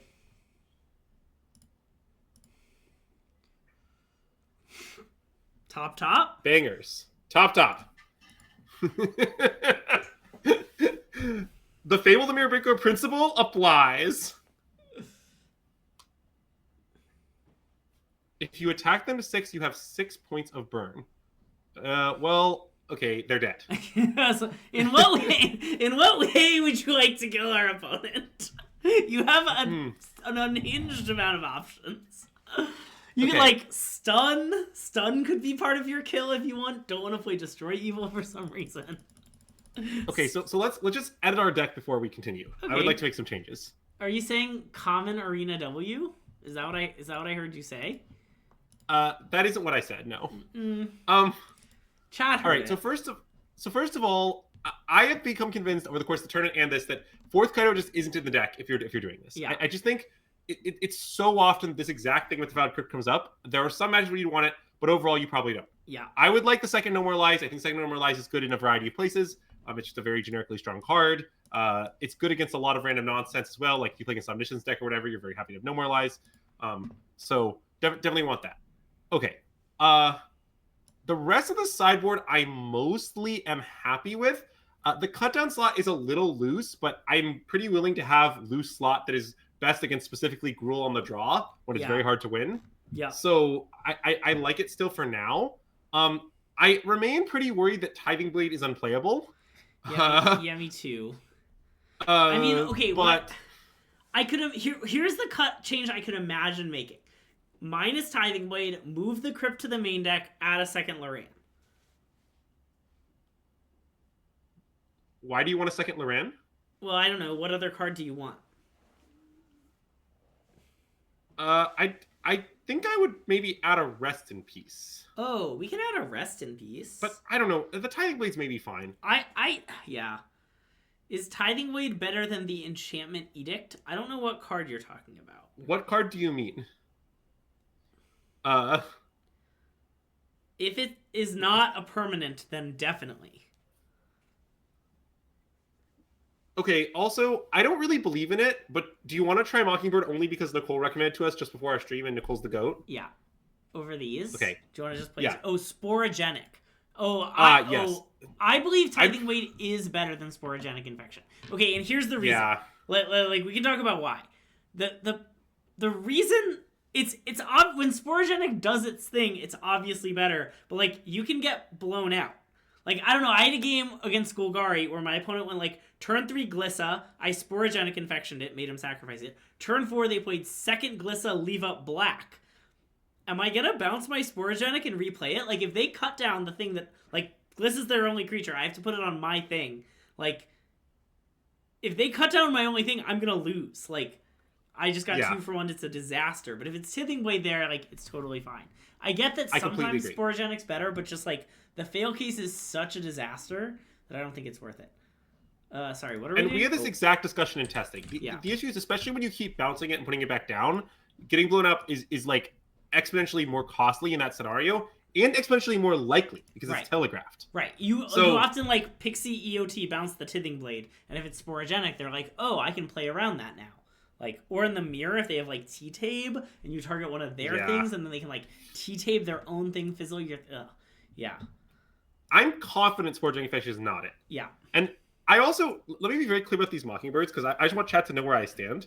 So basically, I don't believe in them at all. But what I learned over the course of our testing process is that Nicole was often right. So I'm reluctantly forced to try them on Nicole's recommendation. Like, very few people could recommend them to me enough that I try them. But I really can't. I really can't not try them if Nicole endorses it. The reason there are swamps is because with the 2 anchorages, there are 2 extra blue-white sources. So we have swamp to balance that out. I don't think it changes anything. Mulligan. Okay, cool. Keep, right? Yeah.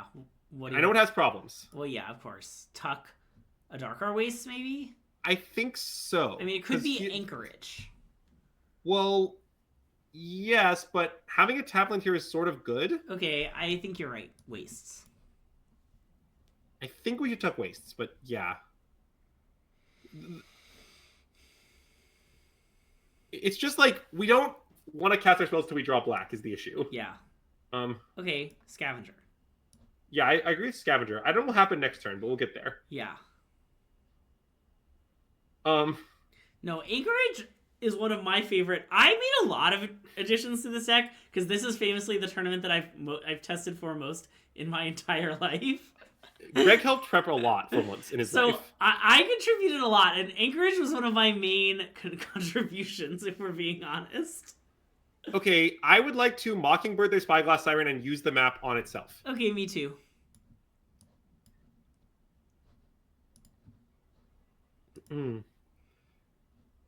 Now, what I will say with this situation is, although it's true we couldn't cast Hexmage, castable Hexmage would be better than this Mockingbird. But Yeah. uncastable Hexmage is worse. So I don't know what I should conclude from that. Yes. Anyways, on the blue-black invasion. So, okay, I haven't tested the blue-black invasion at all. So don't assume I've tested it and dismissed it. That said, I don't really believe in it even a little. Should I? And the reason is why? Okay, Kaido. I don't think I should. Wait, so let's say they put in Kaido. Isn't it fine? It seems fine-ish. Well, I would. It's a little bad. I guess we can't instantly kill it, huh? Yeah. But we could just bounce it. Wait, I think it's fine. Let them Kaido. Okay.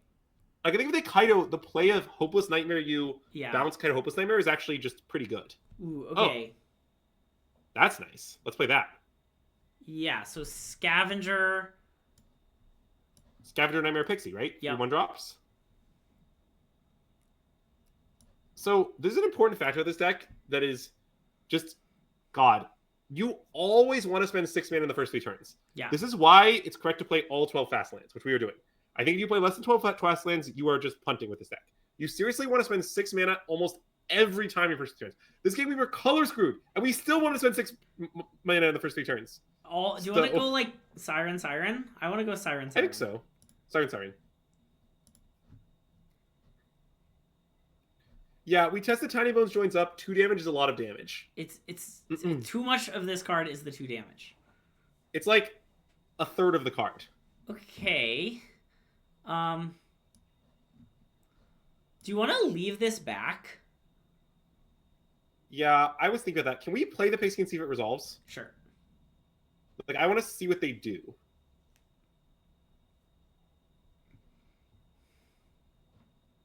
Has anyone ever suggested less than 12 fast lands? Wow, you're going to disrespect, like, famous and successful Moto Grinder Frowning Table like that, who in the tournament, in fact, did that? Anyways, Okay. I'm good. Yeah.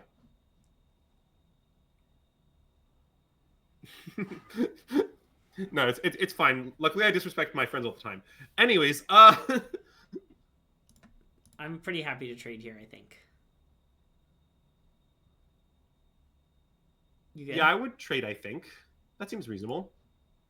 I mean, it's a little weird to trade our 2/2 off when they have 1/1s, but I think it's still right. Yeah. At this point, we may need to put countings on our scavengers, though. I agree. Or, I guess, what if we put 2 on 1 scavenger, maybe? Is that reasonable? Maybe it's not? That seems kind of reasonable to me. So the M will just attack for 6? Yeah. Okay.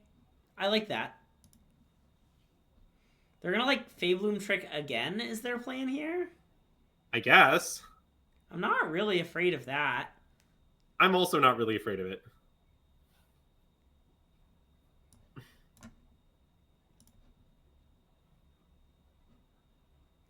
Yeah, and I like not playing Lyn because I'm not exactly sure what we want to do post-combat. I mean, I guess we probably don't want to this town, but like, we could. Let's do this. Yeah, oh, absolutely. I mean, they might, like, play a 1/1 and then we bounce it, like, play this card and then, like, triple block. Oh. This town. This and this? Yeah. That seems great. And then I assume we just play Anchorage at this point. Yeah. Yes, Kaido does trigger Tiny Bones. That is true. It is funny, yes. Tiny Bones, instead of dealing 6 damage to their face, deals a half damage. Like a That's what third you of should the understand. damage. Also, Lorian triggers it. Wow. The emotional support Loran? She's so supportive. Yeah. Ooh. All right, that's very good. But let's play our biz. Yeah, biz. And you should play a land before you play your next biz. Because they would definitely counter this if they had the fairy counter spell. Well, they can still counter it if they have the fairy spell. Oh, but I guess you're right. let's not tell Andrew. He didn't know. Scavenger, I think. Yeah, I think the same counter distribution makes sense for the same reasons. Yep. Okay, this turn, do we want to discuss bouncing Fairy Token and Nightmare? Ooh, to get their last card? Yeah, I want to do it. It seems good. I mean, we could go to combat first is the other option, which like miss out on damage, but then we would know if they play the card in combat. But even if they play the card in combat, I think we're still going to end up doing this most likely. Yeah, I just want to do it. I guess what if it's go for the throat? Oh, it's lethal if they have nothing? That is true. Like, what if? I guess I want to do it. I think it's right to do.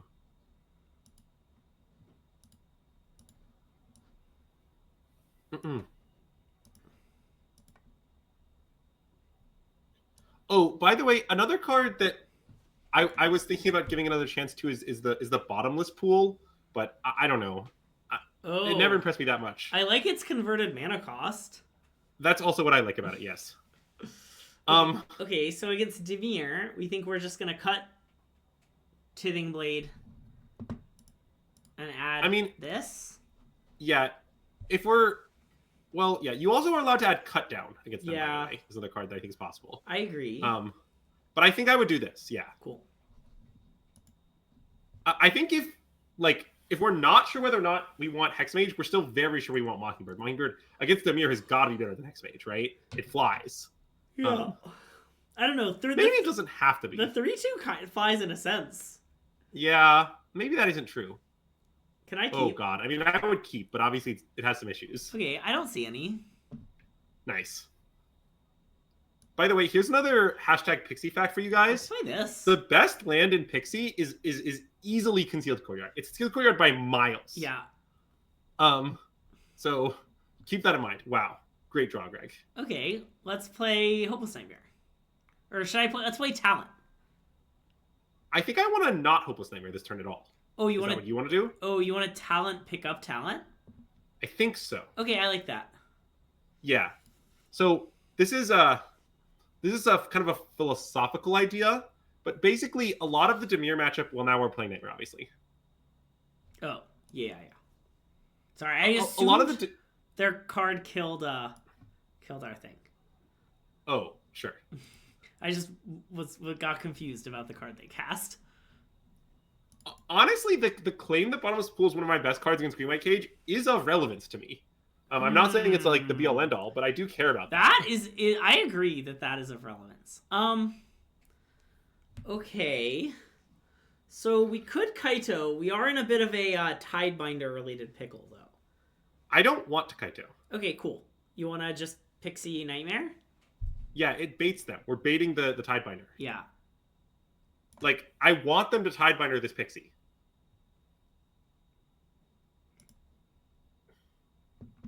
Okay, they didn't. But now we know they don't have Tidebinder, probably. I kind of can't imagine them having the Tidebinder here and just, like, deciding to hold it. That seems pretty deranged.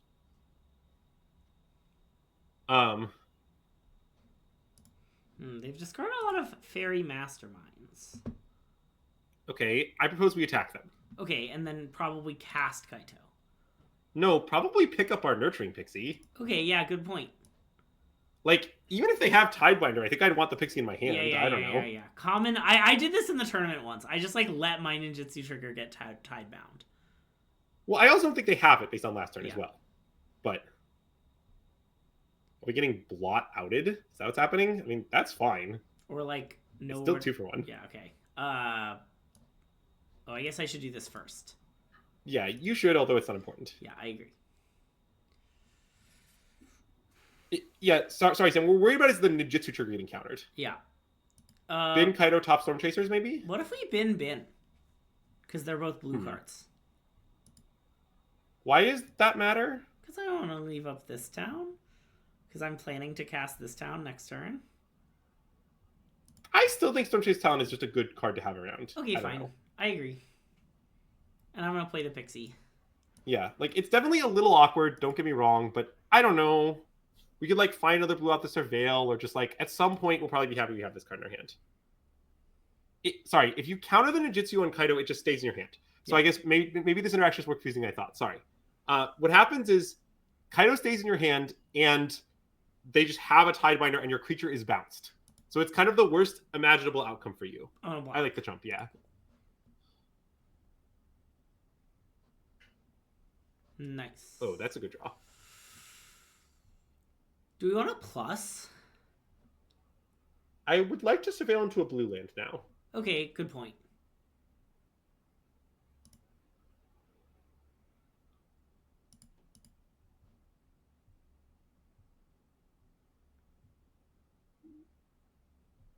Oh, crap. We beefed it. We did. We should have nightmared first. Yeah, crap. We definitely should have nightmared first. Oh, God. Yeah, we beefed it. It's okay. Yeah, we're just letting them trade now? Yeah. Yeah, I mean, I agree that's what we should do. But... Sorry, when Tidebinder... Yes. Yeah. I guess we know what happens if you Tidebinder Kaido when it's Planeswalker. It just becomes a creature. It's still a creature, it does not have hexproof. He just stays a creature, yeah. This is like a well-known interaction. Okay, then I want to this town and kill the curiosity the fun way, you know? Yes, I think we should kill the curiosity the fun way. I agree. I appreciate that you described it as the fun way, by the way. This is definitely the fun way to kill. I mean, you do this kind of a decent amount. I did it twice in the tournament. I'm not sure I actually ever did it in the tournament, but it's definitely killing the curiosity the fun way.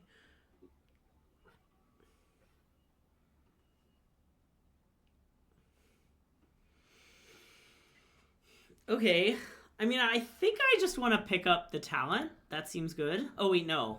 Let's pick up the nightmare. We can't do that. Well, yeah, I mean, we could play the talent, pass, and go for the third thing. That seems bad. You're right. Let's pick up the nightmare. And I'm going to cast it right away, I think. Oh, yeah. Cool. Shock him in the face. Maybe we should wait. Seems like there's no rush. I guess we can wait. Okay. Yeah, the Kaido being a 3/4 vanilla thing comes up pretty often. Like, it's a pretty common interaction with this deck, believe it or not. We're going to get him. Get your get him emotes ready. Oh my god. Get him emotes in the chat, everyone. Look at this. They are so god. Okay, let's play this. Yeah. Okay, now I might want to shock him. No. Never mind. No, prowess. Prowess. No shocking him. Okay. I was thinking about if we draw an untapped blue source, we might want to rebuy T-Tabe and leave up T-Tabe. Let's nightmare them. I agree.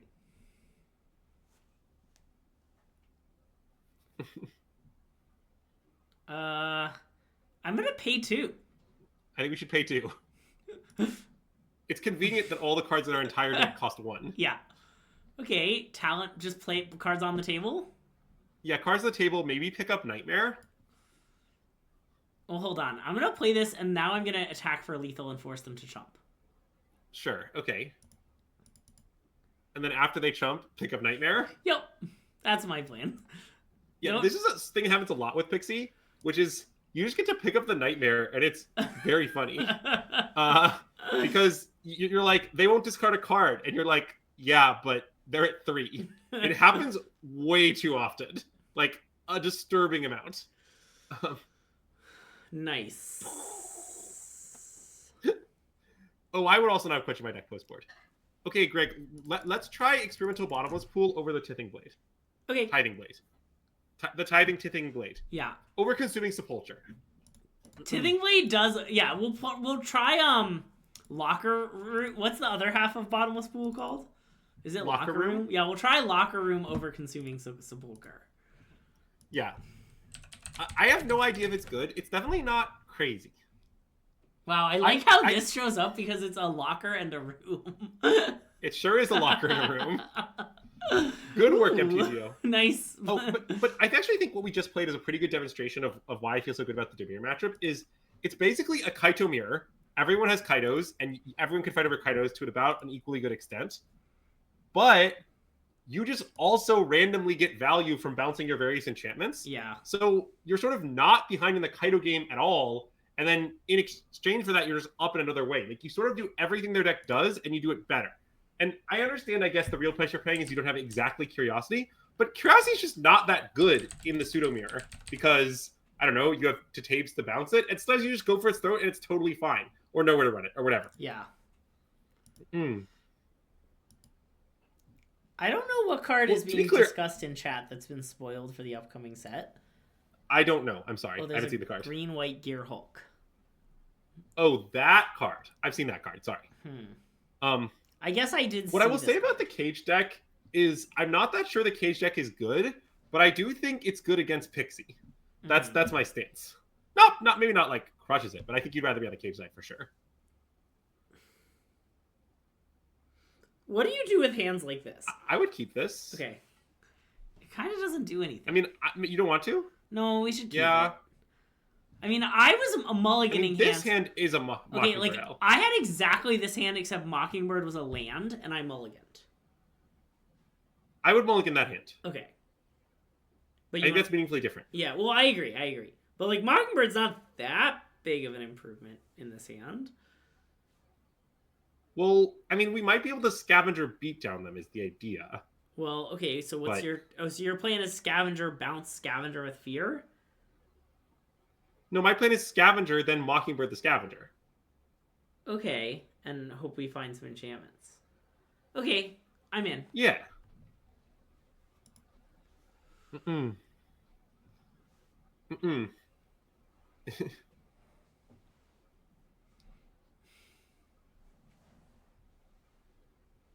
Also, if this hit Hexmage, by the way, this hand would be massively better. Yeah. I'm gonna bring that up. Although, wait, now Mockingbird might be massively better, to be honest. Yeah, now Mockingbird's back to being better, assuming our Scavenger lives. That's true. But their domain, like, what? Oh, they're gonna just fire off. I guess they might fire off Get Lost in response. I mean, that would be quite reasonable, I think.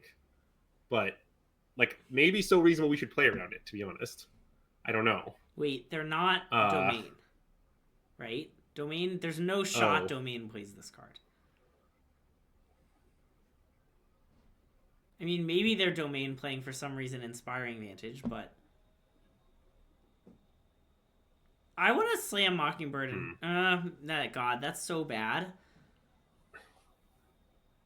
I think I would play them in the wrong order. You want to play Hopeless Nightmare then Mockingbird? No. I want to play Storm Chaser's Talent, then Mockingbird. Oh, okay. We can't. I see. Wait, that's not legal. We don't have blue. Well, no, I just want to play these two and ignore the Mockingbird for now.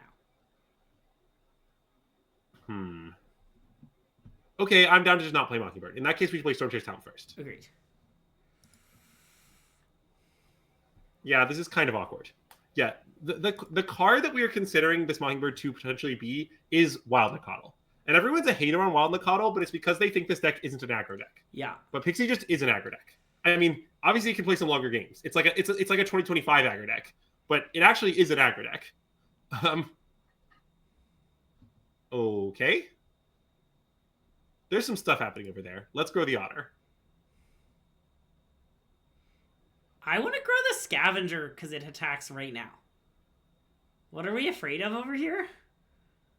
They're gonna like play these. I don't know, a kill spell on the scav. You can. Okay, you're right. Greg's right. They're gonna play some of those spells. Yeah, I mean, look, if they cast none of those spells they just sought into and kill our Scavenger, I accept. Well, okay. I mean, they could cast. I see. All right.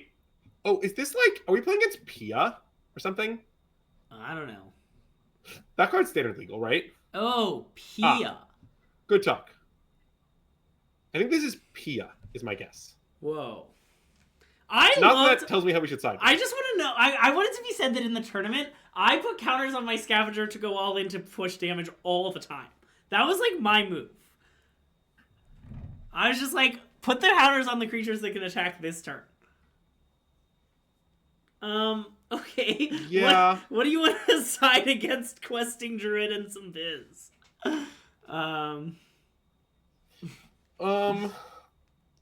Yeah, I mean, I haven't learned very much. Like, do you want... I maybe want the Witch's Vanity. Because they're a Naya deck. I kind of think the Witch's Vanity will be good. Okay, do you want to cut, like... I want to cut this. Crypt and Mockingbird for 2 Witch's Vanities? Wait, I want to cut Bottomless Pool. Oh, sure, that's reasonable. It doesn't seem very good against the cards we've seen. Yeah. What about Crypt? Crypt seems bad against them. Yeah, the only kill the only rule spell we saw is Torch. Okay. Yeah. This seems good. I'm in. This seems fine. Let's... Yeah. They're not Pia, okay? You think they definitely have Pia? Well, I would say I believe they have Pia, but I'm not so confident I'm willing to do anything like weird. I guess Pia's pretty good with that kind of room. My stance. It kind of works with both parts of the room. Yeah, I think they're playing Pia. I mean, it's the card that most explains the set of cards they played. Yeah. I think they're playing Pia, and we're going to easily beat it. Whoa, wait. I think we should play Seachrome Coast. Okay, I agree. Sorry, I wasn't going to slam it, I was thinking. Yeah. Okay.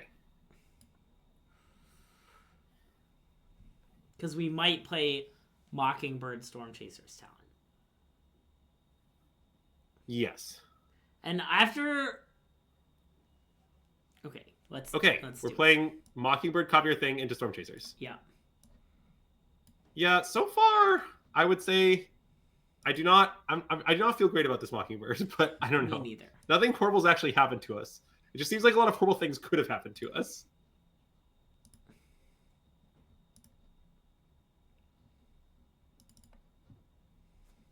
And now our threats are even diversified, because this one is flying and this one's a 3/3.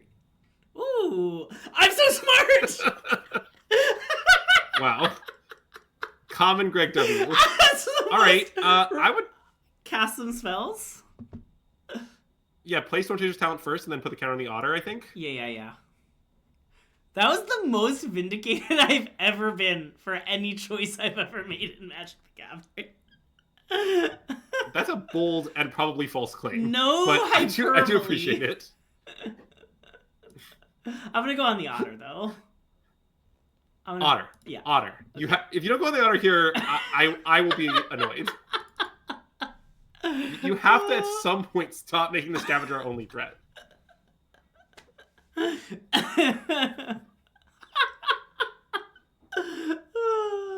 Oh, good. They have another painter's studio. I see. Okay, are they like dead? Oh. So. I was wondering that. So max damage is to bounce Hopeless Nightmare and Stormchasers and then play Hopeless Nightmare, right? Yeah, I mean, I'm just gonna do that. Well, I was gonna count. So it's 6. it's 2 prowess triggers to 4. It's plus legal. 1 counter to 5. So 5 and 4, yeah, it's Exactsies. Right, isn't it 1 over?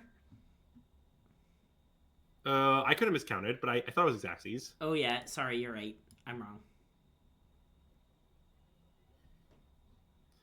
I wouldn't count. Thanks, Marceline. I appreciate your support. It's okay, Marceline. I didn't want to count, but Andrew made me count. I would have made a different play if it weren't lethal. No, I would have made the same play if it weren't lethal. You would have bounced both talents? I think I would have played Stormchaser's Talent and then bounced Nightmare Talent. I mean, that's... No, I would have played Stormchaser's Talent from hand, then played this... Or I guess the order doesn't matter. Played this Talent, then played Stormchasers, but had Nightmare in hand, I think. But it's pretty irrelevant. Yeah, Savory Cookie, Yeah, what you should know about this deck is it's really bad at getting spell mastery. Of decks we've played recently, it's one of the worst. Despite... Oh yeah, that's another thing they were talking about while they were covering my match. They were like, a really rough thing about this Pixie deck is that Storm Chasers so disappoint me. You have so few instant or sorcery spells to buy back. And I was like, okay, so...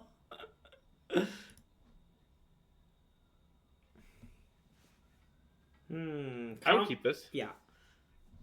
What if they're on, like, Domain, though? I mean... Well, you only need that one our hand also, will be bad. Like, often you don't even bother. Like, most games, Storm Chaser is just good as the blue Monastery Swift Spear. For the record, I think the 2 Overthrows that we played main deck are very good, and I would definitely play them again. I just think by the time you reach like the ultra late game, like land 5, 6 plus, I think it is somewhat important to have a spell to get back. Do you want to play a Pixie? No. Cool.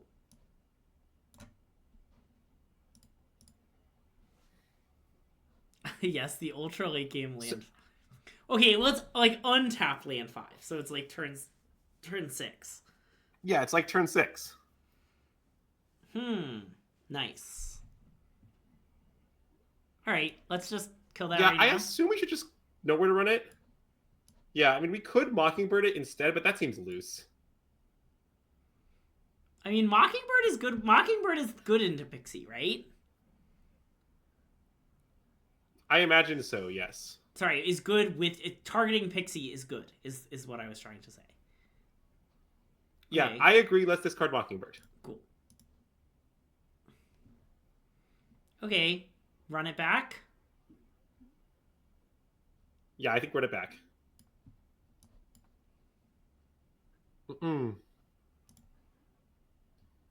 But yeah, the fact, basically, I think playing the Overthrow it's important to make sure your Storm Chase can eventually get something back. I also think just unconditionally killing large things does come up and is important. Like, you don't want to be like soft those things. Yes, you can bounce them, but sometimes you just want them dead, and it's nice to have that.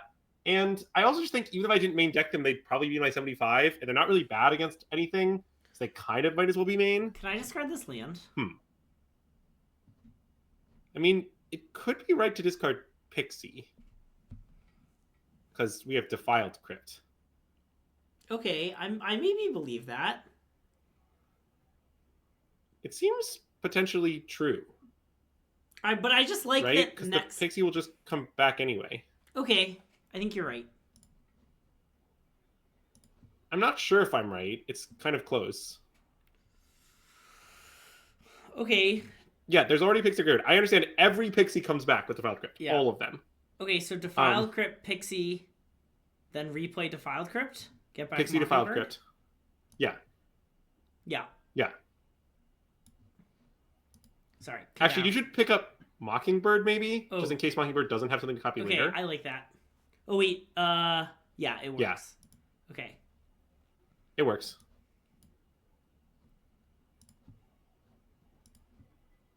Basically, it's important to understand that once you have Defiled Crypt going in this deck, what it means is all your creatures are immortal forever.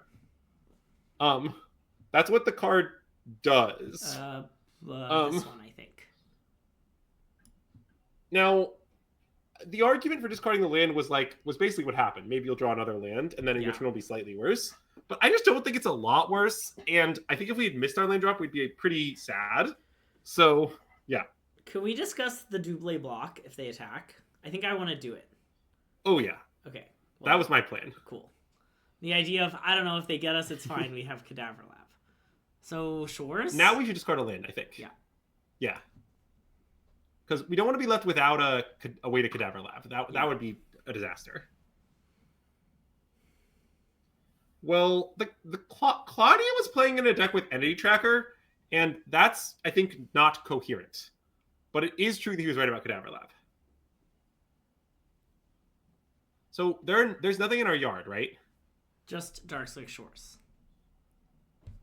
So now do you want to pick up Nowhere to Run and kill their Fear of Isolation?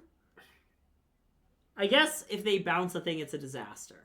If they bounce Hopeless Nightmare and discard our last thing, it's a disaster.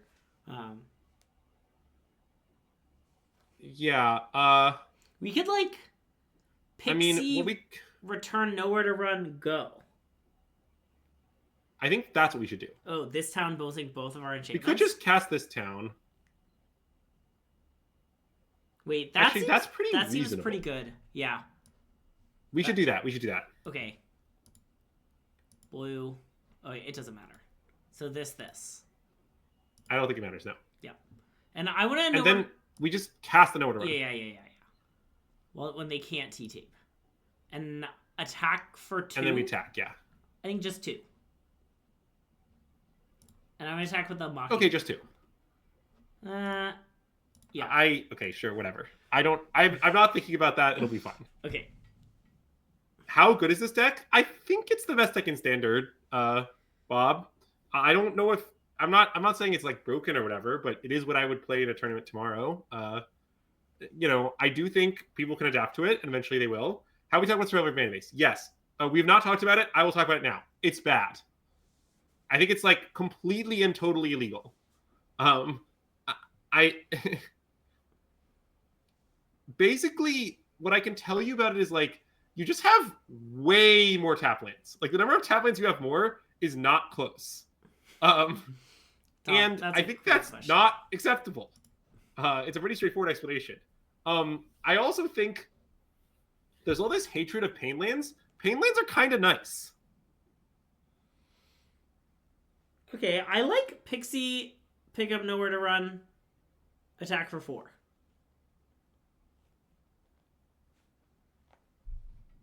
What if we attack for 4 first? But sure.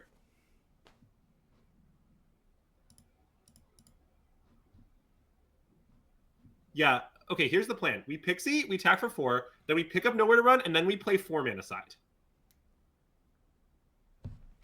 4 mana side! Wow. Well, wait, I do kind of want to kill their... So the idea is I want to protect it from... I was just going to hold the land, but... Greg, I cannot hear you. You were cutting off. I was just going to hold the land. Can you hear me now? I don't know if chat can hear you. I cannot hear you at all. Whoa. Really? What happened to our Discord call? Chat, can you hear Greg? Chat, can you hear Andrew? You can hear both. Oh, wow. That's weird. Whoa. Okay. Wow, thanks, chat. Very helpful. Okay, chat, we're gonna do Andrew's plays. What's about to happen here?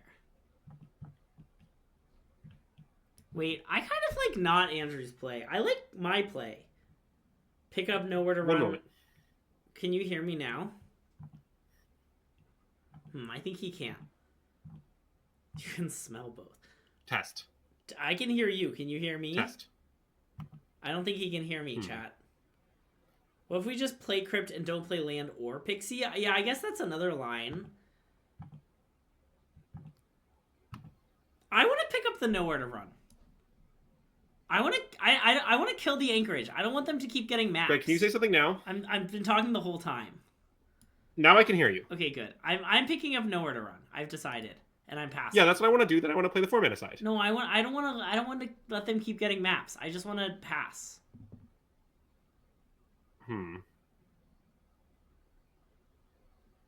I think you should. I don't see why you care about that. If they animate the thing, how can they possibly win?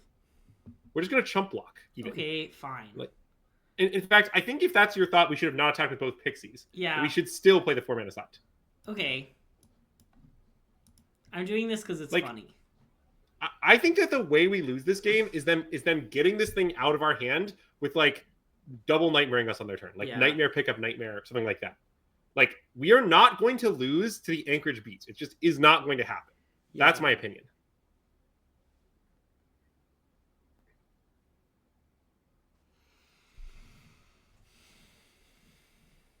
Yeah, great. Now I have to make a horror token. Yeah. Don't worry. I went the whole tournament without making a horror token. Oh, I made some horror tokens. Wow! Thanks for the raid, Joint Exploration! Hello, everyone who's coming over from Joint Exploration. We're playing some Pixie. We're SystemMagic. I'm Greg. That's Chaos Dimension Andrew. We are in the Cadaver Lab. Actually, right now we're in the Defiled Crypt. So... I love to be the Defiled Crypt. Wow, this is the easiest block of my life. Okay, fun fact, I cast Defiled Crypt a number of times in the tournament. Oh gosh, Pixie no? Why Pixie no? Pixie yes. Pixie yes. I agree with my associate.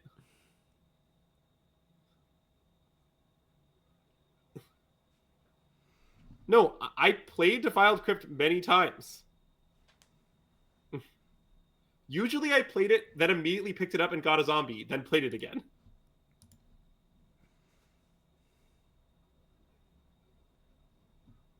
Yes, Nicole, I do want to know that. And I'm sure Greg does too. Yes. Right, Greg? How many times did you cast Defiled Crypt? Wait, I think I cast it once, but I never got a zombie. And hey, Mac, thanks for the subscription! Oh, but did you ever unlock it? I did unlock Cadaver Lab from in play once, after it had been bounced and rebounced off a temporary lockdown. I see. Opponent? Oh, yeah, you only do it when you have a lot of lands and not a lot of gas. But it's very rare. There's no way that was right. Tatave is too good. I Okay. agree this was not right. Okay, let's return Pixie, shall we? I agree. And get a 2-2. Well, yeah, I like the part where we get a 2-2. That's nice. Also, we might do the rare talent triggers Defiled Crypt. Wait, Greg. We could... Oh, no, I guess it doesn't work. Never mind. Okay. Yeah, let's play Storm Chaser's Talent. And then I want to... Oh, I wish it had tapped differently. It's okay. This is actually fine. I want to play Pixie, pick up Storm Chaser Talent, and then pass. Sorry, why do you not want to pick up Defiled Crypt? Why do you want to let it stop? Okay, we can pick up Defiled Crypt. I demand we pick up Defiled Crypt, but the rest is fine. Okay, but I'm not going to cast it. No. Cool. And, sorry, we should attack something. I don't know, maybe them? I like them. Yeah, them seems nice. Basically, the way I tend to play Cadaver Lab in the Mirror is I never stop. Yeah. Sometimes you stop temporarily and then you start again later, but I don't even want to do that here. We're too far ahead. Andrew, the issue is all plays win. That is an issue. We're in the it's hard to discuss the optimal line because all plays win. Yeah, you're right. We are deep in garbage time. A play. I wonder if it's good or not. Yeah, like, I think... So, okay, if you watch the coverage of this tournament, I'm on coverage in round 2, playing its mono white, and I think if you watch that match, in game 1, I keep a hand where, like, my only thing to bounce is nowhere to run, and then my opponent's playing mono white, so my hand is horrible. But I have Cadaver Lab, and I start, like, trading off my creatures in combat and Cadaver Labbing them back or something, and I cast Defiled Crypt, like, many times and lose.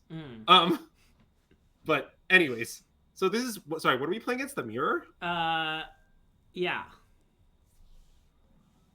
Okay. This is definitely bad in the Mirror. Yeah. If only we had any idea how to sideboard the Mirror. It's just unknowable. Because Mockingbird is presumably good, which is going to make our previous problems worse. We don't know what to sideboard. I don't believe in the Mockingbird in the Mirror. I want to cut 2 Yeah. Mockingbirds for 2 best controls and call it a day. Wait, you have to have Loran. Oh, it's sorry. illegal not to have Loran. Okay, sorry. This. I mean, you can have 2 best controls if you want to cut a go for the throat, which is maybe right, to be clear, and just try to kill Kaido with attacking. But I don't know. Let's try it. Okay. I'm still very incompetent. I like it more on the draw than I did on the play. Yeah, well, I definitely like it on the draw more. But I still don't... I don't know. All I can tell you is I've now drawn the card a lot of times in the Mirror, and I've cast it very few of them. Okay. We should mulligan, right? This seems like it's too bad. It's just if our top card is a land that produces black, it is the best hand possible. But yeah, let's mulligan. I think we should mulligan. We need it instantly. Okay, wait. This I might keep. Whoa. Well, I keep a lot of... I guess maybe this was not good enough. I keep a lot of one-landers in the draw with this deck. I know, but I don't want to keep... But maybe this one's too bad. This one seems too bad to me. Yeah, I mean, what's bad about it is, like, our thing to bounce is nowhere to run, and we don't have a lot of one-drops in our hand, but it's got a very coherent plan. Like, okay, wait, hold on. This might be a keep. Like, what if, like, the idea is, like, let's say we miss our second land drop. We might be able to catch up with pest control, sort of. Okay. And, like, our fears are all pest control immune. I don't know. So what do you want to I kind of like this. Okay, we can try it. I guess I'm in. I would go for the throat, okay. I think. That makes a lot of sense. I'm definitely not confident in this hand. But... Okay, so we should definitely discard fear, right? Oh, yeah. That's very clear. Cool. Now we have a play on turn 1. And I think we should make our play on turn 1. Absolutely. It even looks like our keep was less unreasonable than it was. Yeah, in general, the black-white lands are all goated. They're all the best. Concealed Courtyard's the best land. Yeah. Yeah, I don't know. I mean, Nicole, we were having this conversation with Min earlier, but the Scavenger thing makes me say, if that's what it takes, then I want to cut pest control. I have not been as impressed by pest control as you have, but also in general, I just have had it be bad a lot.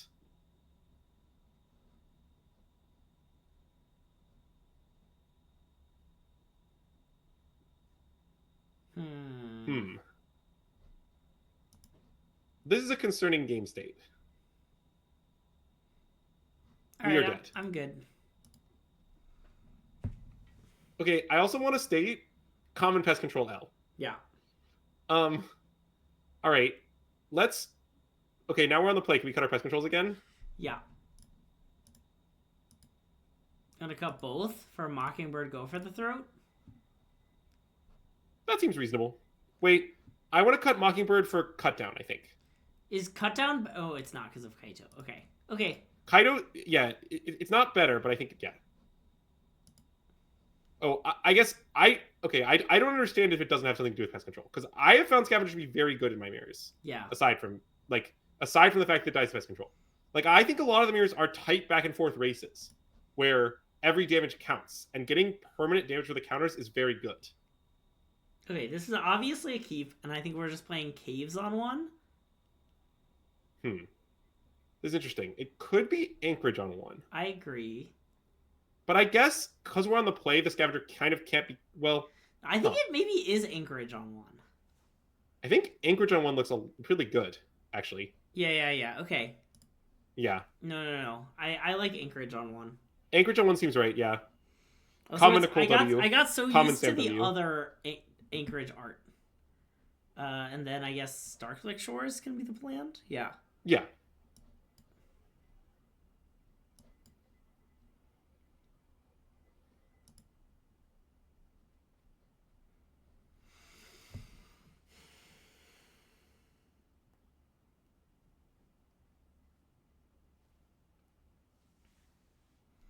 Okay. Talent, fear, talent.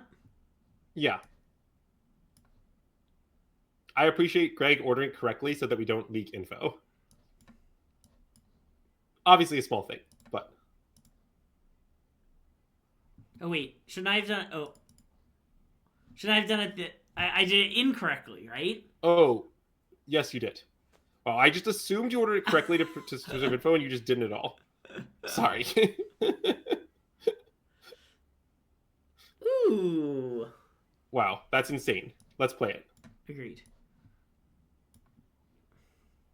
Sorry, I need to make a snarky comment now. Who's unimpactful now? All right. So, talent I want to put counters on one on each otter, I think. Okay, I agree.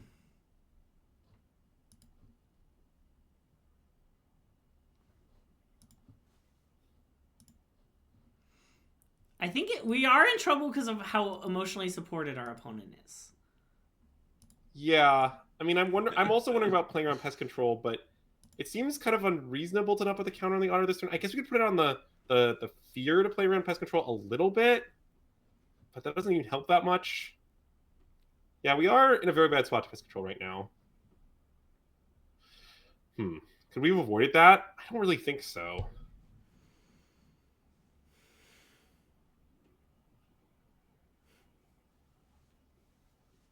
I just don't think the matchup is that different on the draw, I guess is what I would say.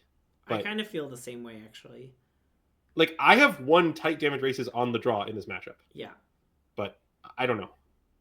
I'm not some sort of mirror scientist. I think it's all very close and very hard. But I just have liked scavengers, I guess what I'll say. We did cut forth board high. Also, thank you, Nicole. You're also my hero.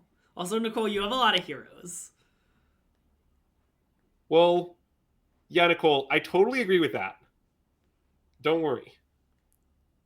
Well, so, okay, wait. The claim I disagree with is the second claim, not the first claim. Like, as far as I can tell, cycling pest control in the mirror is usually very bad. Like, you can do it, but spending 2 mana that way isn't like a small thing you can shrug off. It's usually very costly, sometimes to the point that, like, I had a game where pest control was bad, and I did not cycle it in the game because it was bad, and I didn't have time to spend 2 minutes cycling it, but I was losing, and I spent all my mana every turn, and the game ended with it in my hand. wow, our math. That's the fail case. I don't remember suggesting that to you, but genius on our part, honestly. Rectangle pizza is great. Okay, who wants counters? Like,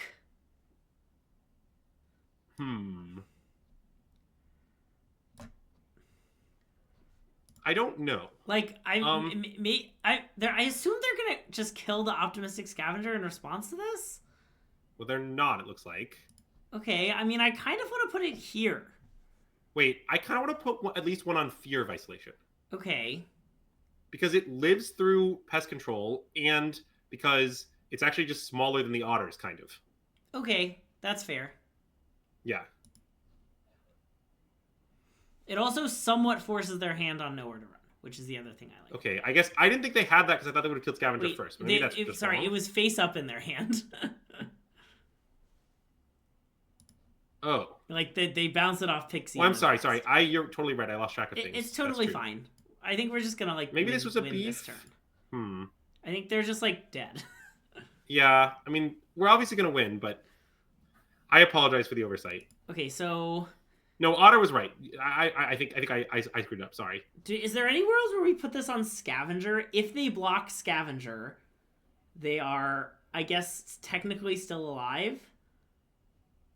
But I want to put it on Scavenger, I think. Sure, we can do Scavenger Alpha. And then now. Alpha, yeah.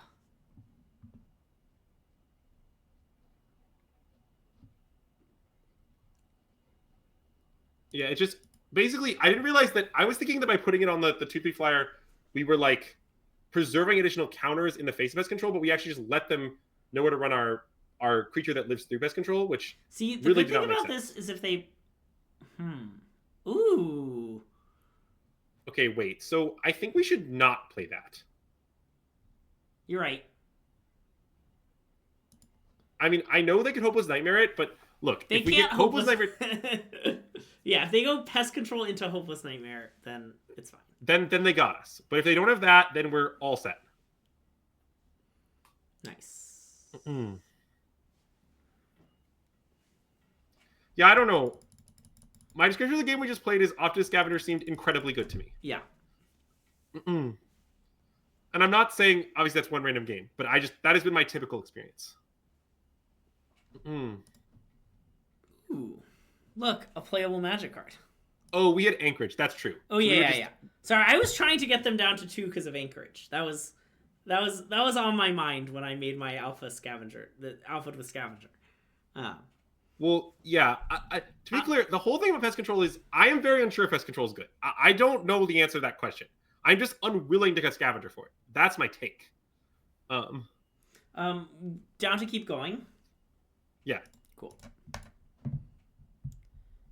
Did we see Benton Mattson's Splunking Analyst deck? I did see it. I don't think I believe in it at all, but I obviously haven't played any games with it, so yeah. I don't know. We also... Yeah. Sorry, go ahead. Never mind, you keep going. I'm very worried about that deck being all dressed up with nowhere to go. That is, get lots of lands into play and then just lose. Yeah. So very worried about that problem, and I don't really understand how he plans to avoid that. Yeah. But again, haven't played it, so maybe I'm underestimating it. That's how I feel though. Yeah.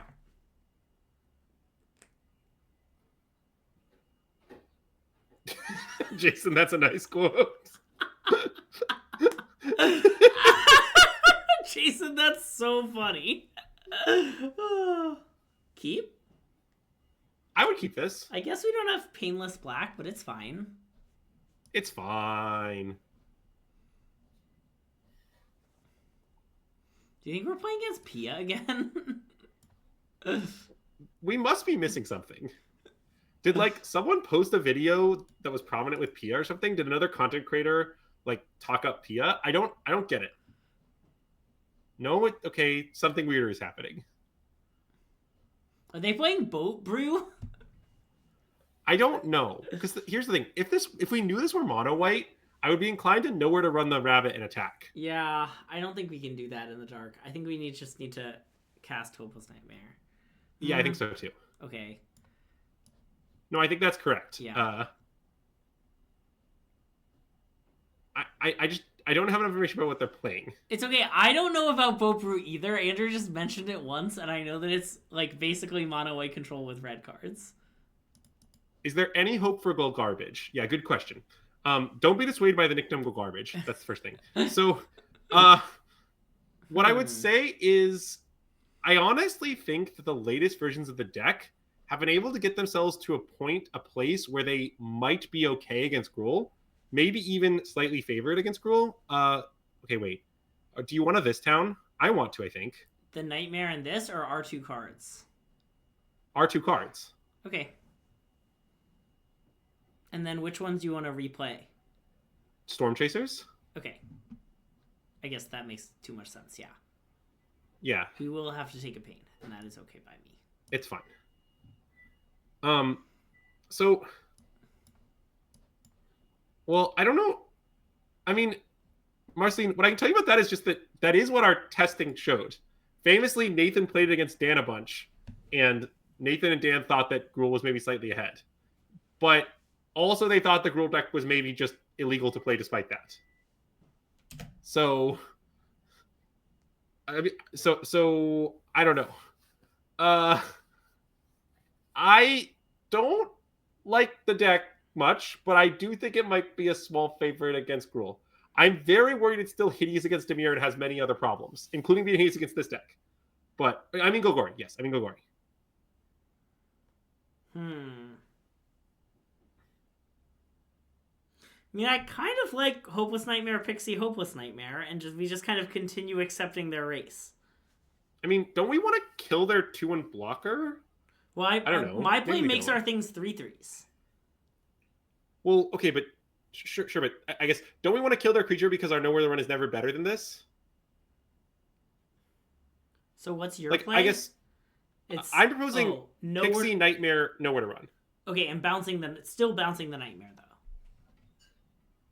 Wait, this does not make sense. You're right. We can play because my play loses us some mana. Your play might be better. I want to know where to run their 2-1, I think. Yeah. Okay, I think so I do. know where to run the 2-1, then Pixie, then replay Hopeless Nightmare. I think so. Yeah. So we have to play Hopeless Nightmare first, but that's fine. Yeah, I guess we could pick up Storm Chasers. I don't think we want to. I think the time for Storm Chasers passed. Yeah. But I'm not totally sure of that. Basically, we are accepting their race offer. Yes. And we also do have this Pixie to chump block more Kermit Lab, which is not lost on me. Yep. Like, I don't know. Do you want to block this Urbat's Forge token? Okay, well, I don't know. 2 is I guess. Maybe not. I'm not sure. They have like... I think. Yeah, I think we should take 3. What I like about blocking is it lets us crypt it back, and playing crypt is a prowess trigger. But I don't know if it's right. It might be wrong. Okay, I think I like the prowess trigger argument. I think I would block, but I don't know. It's close. If you block, it deals more damage than not blocking. I don't think that's correct, but I'm not sure. I mean, I think they're gonna like sack this and block and chump here, but maybe I'm wrong. Me too. Okay. Okay, lead on Nightmare. Yeah, lead on Nightmare.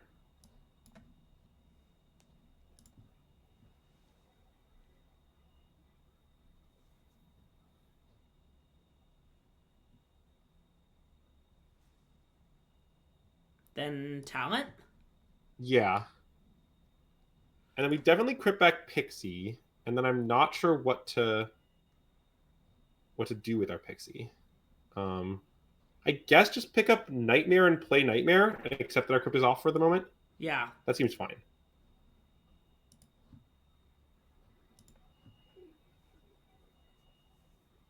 Because I guess then they're just at like almost no life points. Oh.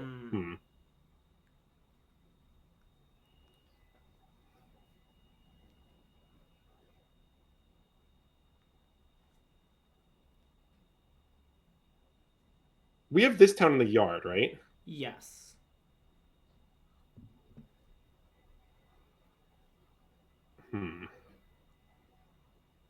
What do you want to do here?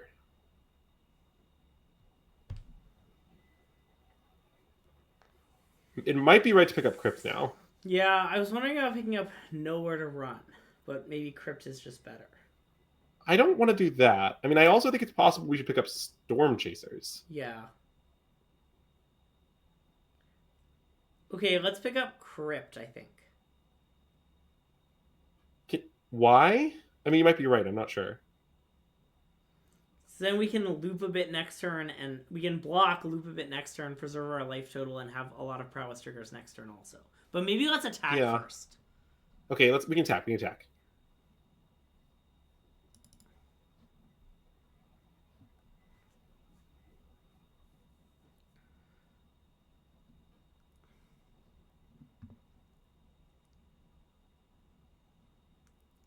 Yeah, I think we should pick up Storm Chasers and play it, is what I think. But maybe that's loose. And then our next turn might just be like, do nothing. Yeah. Okay, fine. We can pick up the Defiled Crypt. Yeah, I mean, the Nightmare is the other question. I agree. We could pick up Nightmare and not play it, yeah. Picking up Nightmare and not playing it is pretty interesting. Okay, maybe let's do that. Okay. I think that seems good. Yes. I agree that in general, it is weird to play the Magic... Like, the Magic Rules Engine is not really designed to be played in an Arena Rope type of situation. And I think that the Arena Rope situation is somewhat damaging to high-level online play, but that affects very few people.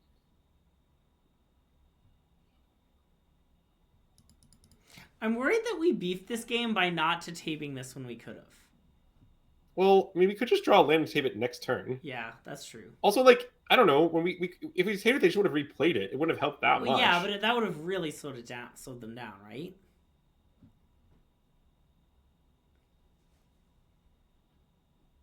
Okay, no walks. It's fine. We didn't want to play this either. Yeah, I mostly agree with Azax.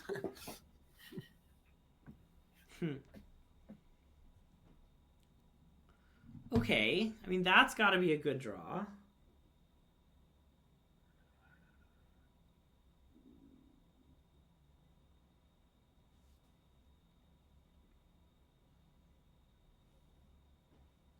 Okay, I'm gonna How do we get out of this? I'm not sure, but I think it starts by playing this. What is this? This is a treasure. Wow, their Beza was so good. We're in a lot of trouble. Yeah. Like, I'm not sure we can attack with the tokens. I don't think we can. I think we need to play our thing and pick up Nowhere to Run to kill their token and attack for 2. Yeah. And my plan is to draw a land to use my talent plus this town in the same turn. Yep.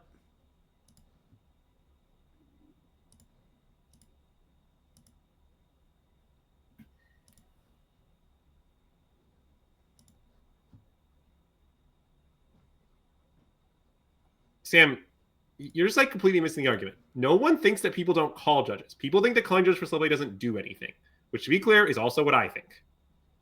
I think that if your goal is to get your opponent to play faster, the correct strategy is to call a judge 0% of the time. That is my opinion. I have some concerns. I also have some concerns.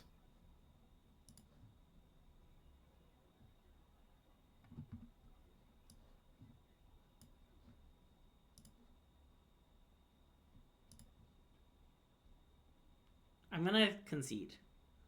Yeah, we're dead. I don't know. Maybe we screwed up that one turn. I'm not that sure we did. Yeah. But, I mean, it was weird. They were drawing a lot of cards. Maybe we were just losing for a long time? I don't know. Okay. Well, emotional support Loran is definitely good. I assume, like, nowhere to runs aren't that good, right? We should probably board in... No More Lies? No More Lies must be good. And Destroy Evil is definitely just better than Go for the Throat, I think.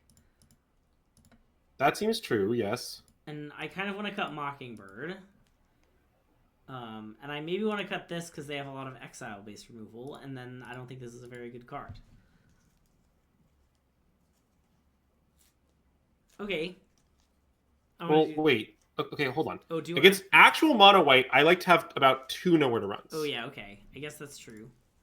I mean, are you saying this is different than actual mono white, or... No, I don't think it is. Okay. So if you think this is equivalent to actual mono white...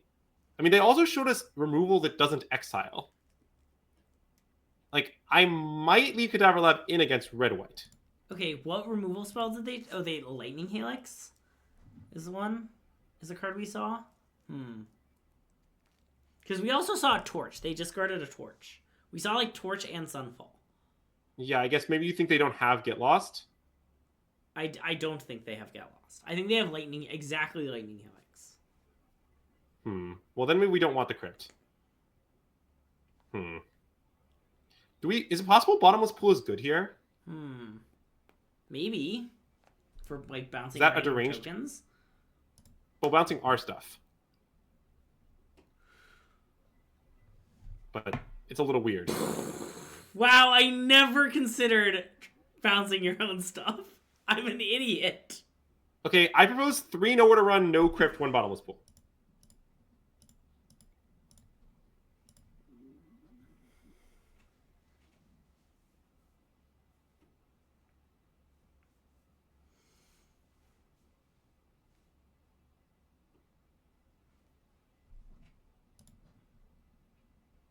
Keep. Splinter Twin.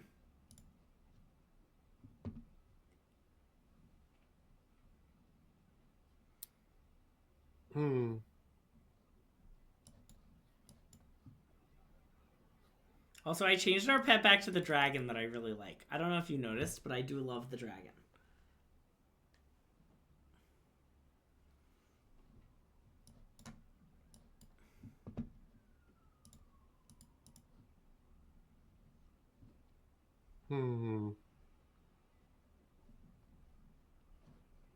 I also hate being called for slow play when it's like the clearly final turn of game 3 and there's like 20 minutes on the clock. This has happened to me like many times in my Magic career.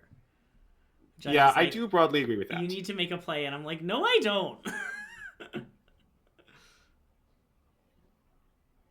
Yeah, I have a lot of thoughts on slow play, but basically, my opinion has not changed. I don't know what to say.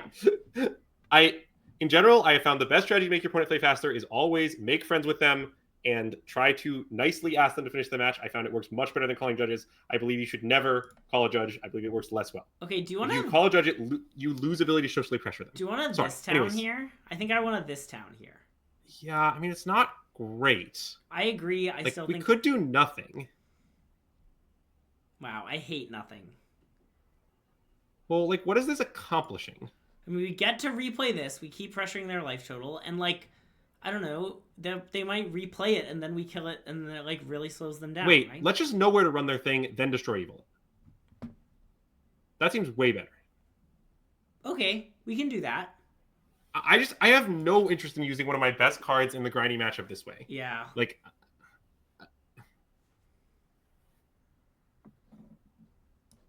Okay, well, that definitely rewarded your play.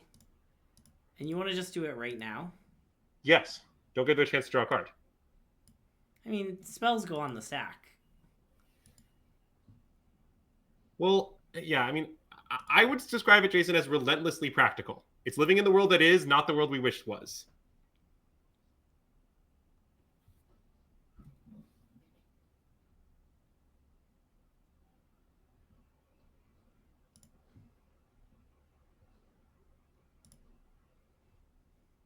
Kill it? I want to untap and kill it because I'm worried about Torch the Tower. Is that deranged? So if we untap and kill it, the reason it's better, you're saying, is because if they torch, you want to bounce Fear and... That's not crazy at all. I'm pretty down. I'm going to do it, I think. I would do it. Okay. Not really punished. And I guess I'm going to attack first.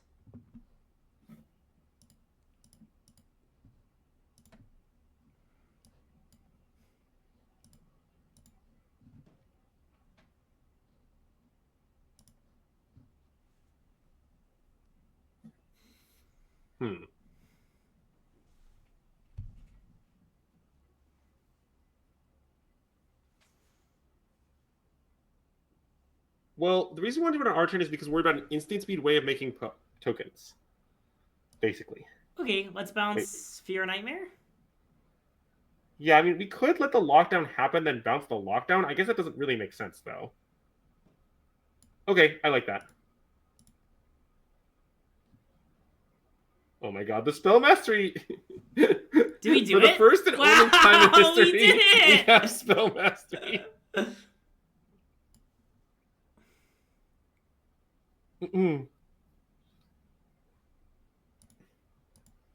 Yeah, and I guess, you know, who am I to try to take the reins on the lockdown, bouncing lockdown situation? Obviously, Greg is like the world's leading expert on bouncing or playing lockdown in this particular deck. Since notably you did it many times in the tournament and I did it never. Correct. Is it time for 5 mana half? I think so. Yeah, I think so too. This is the first time we've cast this card and it's on Locker Room.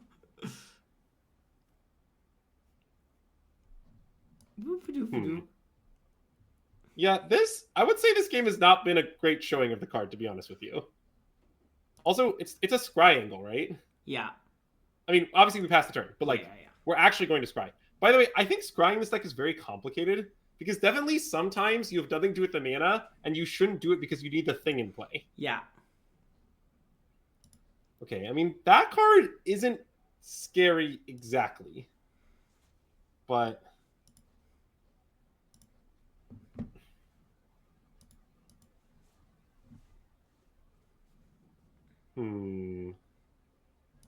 Bin. Do we want that? I maybe do want it.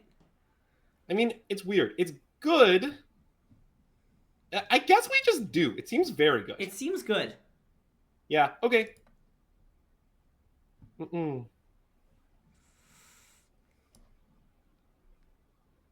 Like, we can even protect it next turn, right? Because we can, like, if they leave up mana, we can Nightmare first.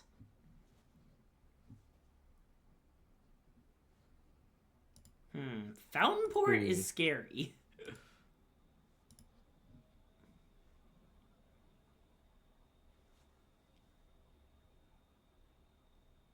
Yeah, I think the Fountain Port is very bad for us. There's not much we could do about it, obviously, but it is bad. Do you want to scry again? I kind of don't. Sorry, why wouldn't you want to scry again? Well, we have a lot to do with our mana. Like, next turn, we're going to animate the Anchorage, attack, draw, like, play the Hopeless Nightmare, animate the Anchorage, draw a card. You're right. Okay.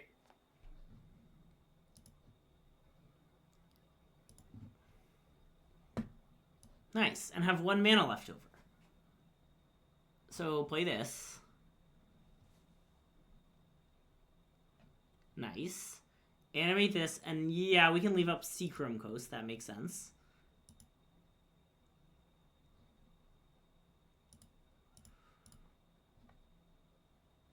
And I just want to... Oh, wait. We draw a card. Ooh. That?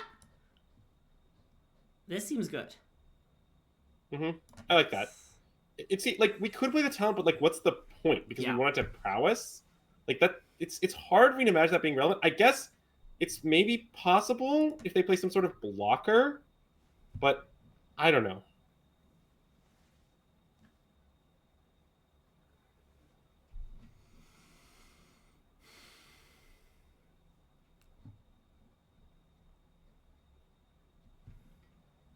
Okay, so because we drew nowhere to run, I just want to animate the Anchorage and attack with both and not play talent for the counter. Oh, I guess maybe that's... Yeah. So sorry, what's the idea? If they... I guess they're not going to flash in a blocker, huh? Well, no, but I guess I don't really know what playing the Storm Chaser's talent. I guess it does do something. What it does is if they kill Anchorage, which they might want to do because they have sorcery removal, then we'll hit them for 2 instead of 1, which seems maybe relevant. So you want to play talent? You want the counter on the Scavenger? I think that's what I would put it. Yeah, is that not where you would put it? Okay. So you want to just play this right now? I think I would play it. Yeah. Okay, let's do it.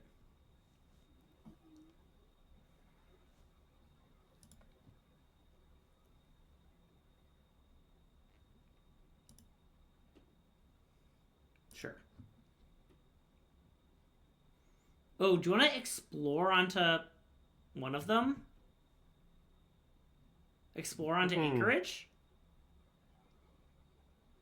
I would. All right. At this point, I'm going to say that I think the slow play conversation has run its course. We will no longer be discussing it. Let's move on. Great. That's the claim I'm going to make. There's people we could talk about this for an endless amount of time. I think it is no longer productive.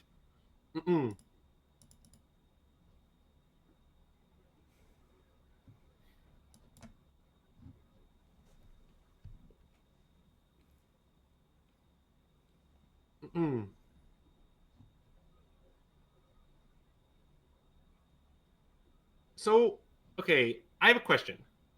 I guess we should take the hit, right? That seems straightforward. Okay, so let's say our opponent draws a removal spell of some sort. I guess we're still fine. Maybe we just win. Maybe it's just good. Yeah, I want to play the card no value. Well, wait, what's in our graveyard? Can I ask that question? Ooh. Destroy evil? We could get back or just T-tape. I think we should just get back this town. Okay, yeah, okay. That seems clearly right. Play the land. Sure, we can tap like that.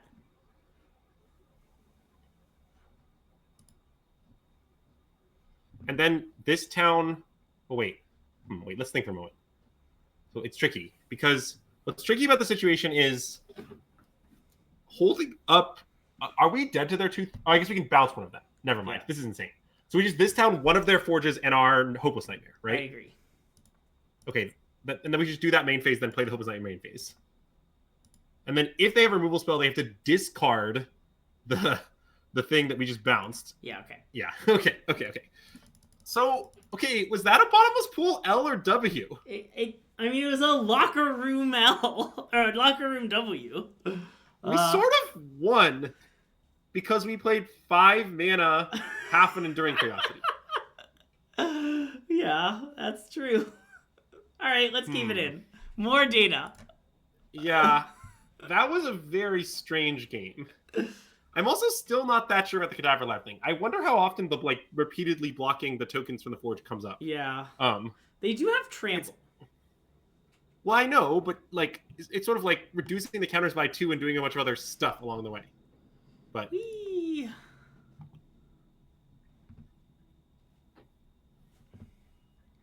Ooh. I'm gonna play that. And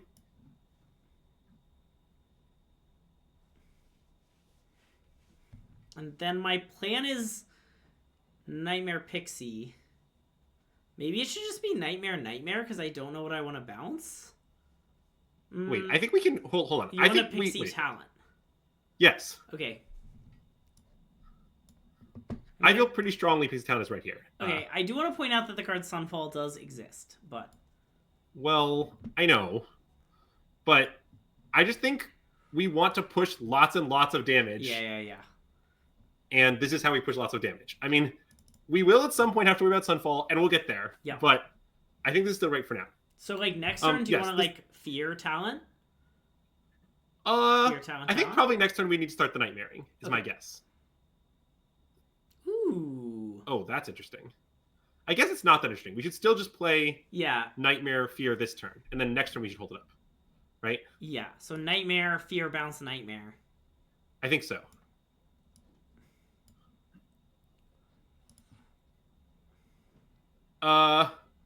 People do play Authority of the consoles. I do not think Forge is a good card. In Standard, in general, I don't really know what to say about that one.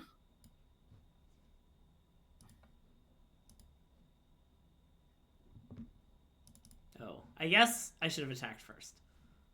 Oh well.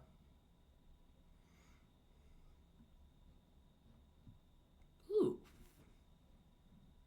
I mean, the Fable Passage does make sense in their deck, right? Sure. Like, I mean, they're playing a slowish 2-color deck. The reason nobody plays Fable Passage in Standard is all the decks are like fast and need mana quickly, and I don't know. It sounds pretty decent in their deck. Although... I just kind of forgot it was in Standard. Is really what happened. I see. All right. Okay. No more sorry, Hopeless Nightmare. Yeah. I would like to say at this time I feel good about the extra otter token that we have. Me too.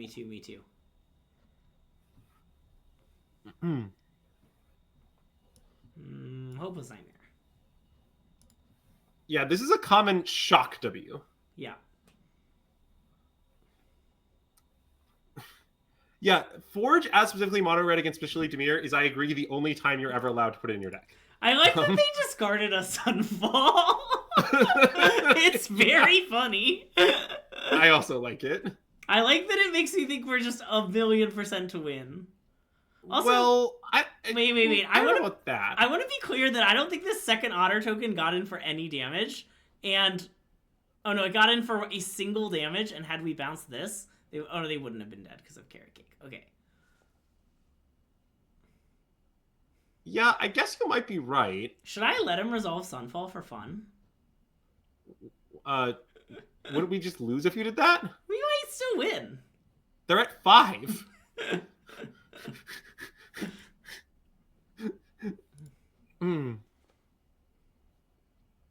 Is there no an argument? I agree with friend of the stream, Dom, with a very pithy and accurate response. Oh man! Think that we can play more Magic. Oh my god! Just it's like we know we would win the game if we normalize it. Let's see if we could win the game if we don't normalize it. Yeah. Okay, what do you think? One more? We can do one more. Sure. I know you're in a time zone where it's late. It is 2 a.m. where I am here in the Eastern time zone. Yeah. But I'm chilling. I'm doing well. I know you're in the future. Yeah. And my flight tomorrow, I'm flying back to Minneapolis tomorrow from Detroit. My flight tomorrow is at a pretty reasonable hour, so okay, I'm good. Nice.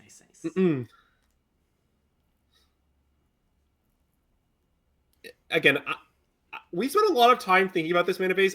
I really like the mana base we played this tournament. I really like 2 Anchorage, 1 Swap, 8 Pain Land, 12 Fast Land the thing as is, the Pixie mana base. Anchorage I'm not saying it's perfect, so but I do like it. Good.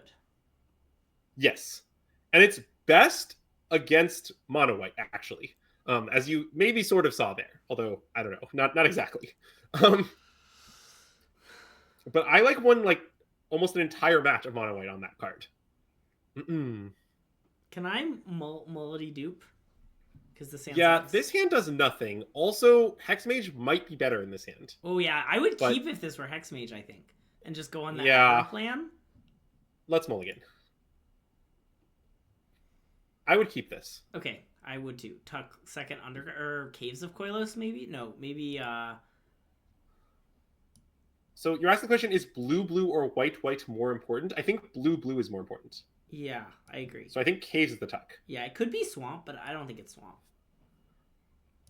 Yeah, I don't think it's Swamp either. I think second Painless Land is better than Painful Land. Is this Teamer Analyst? Nope, it's... I don't know, actually. I don't know what Is it Yav Coast Elves. crabs? But crabs doesn't play elf. Okay, yeah. I mean, is it otters with elf in the main? Is someone so inspired by CFT's deck list they put the elves in the main? Is that what's happening? It could be. Yeah, Jason, you were apparently in the exact same place I was at. Okay. There's a Bonnie Paul in the graveyard, so chat can't see the Bonnie Paul in the graveyard, but there is a Bonnie Paul in the graveyard. I just need to make sure everyone knows that. Okay. Can I know where to run this elf, or do you want to? I think you should kill the elf. Yeah. Cool. I mean, I think they're playing the turtle deck. Yeah, I think it's fucking green shell. Oh, fucking green shell. Yeah, here's a card that they put in the bin. So. Well.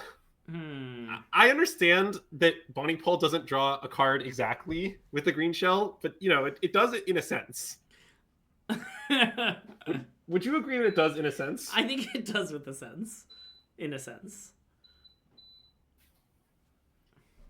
They bushwhacked. Okay. I mean, I'm gonna level with you, chat. I don't know how our deck is against fucking green shell. It's a somewhat problematic card for us. Uh-oh. Uh-oh. Where's our Tithing Blade? We have some problems now. I agree. Fear Nightmare Go? Yeah, it seems like Fear Nightmare Go. Yeah, so I will say I've generally found that you can beat Thrun just by like attacking your opponent and like essentially accepting the race. You're pretty good at doing that. But when you are like not winning and Thrun comes down, it is usually hugely problematic. Yeah. So oh. Nope. Nowhere to Run does not work on Thrun at all. Wow. That's Thrun does not have hexproof of any kind. That's brutal.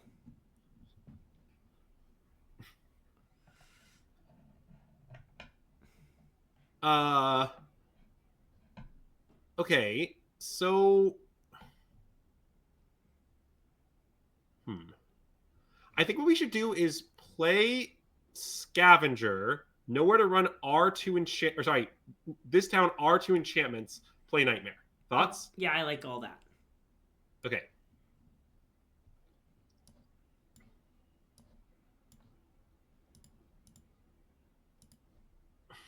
And finds the Vastwood type? What does that mean? Thorn's ability? I guess. Oh. Yeah, but basically, the reason Thread is the word the way it is, I think, is I guess it could just be hexproof from non-green. I guess that would just work, huh? No, but it's the opponent's, right? It's the opponent. No, wait, that's hexproof, right? Wait, why is it worded this way? It could just be worded as hexproof from non-green sources, right? Or hexproof from non-green. Can't be the target.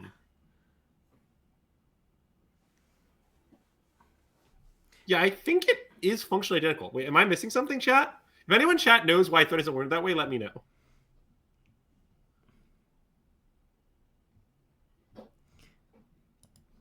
Wow, cowardly no attack with a 1/2 vigilance. Well, it's as reach, not vigilance. It doesn't stop abilities. Thrun does stop abilities. Both the keyword and Thrun stop abilities. Target of non-green spells or abilities from non-green sources. Okay, I would like to start by casting this card, I think. Yeah, I like that.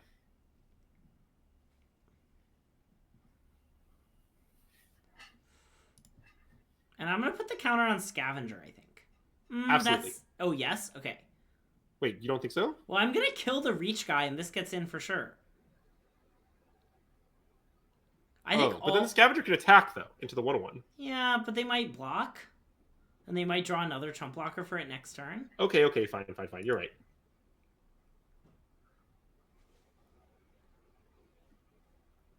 I mean, I guess maybe we should have discussed putting it on the Nurturing Pixie that we will soon control. Oh. I guess unless you think we want to pick up Nowhere to Run, which is actually pretty plausible. I might want to pick up Nowhere to Run. It looks like they might be about to respond with a card. Yeah, I am concerned about them responding with a card. Really, any card is concerning. I think we're gonna win this game. I'm not afraid. Wow. Well, I think we're... They have this town. Okay, well, honestly, that's okay. Oh, except it triggers beans. I don't think that they did the right things with it. Oh, yeah. They should have bounced our 4/5, is what you're saying. Yes. Okay, let's know where to run their thing. I agree. And I want to put the counter on Scavenger now for sure. Yeah, I agree.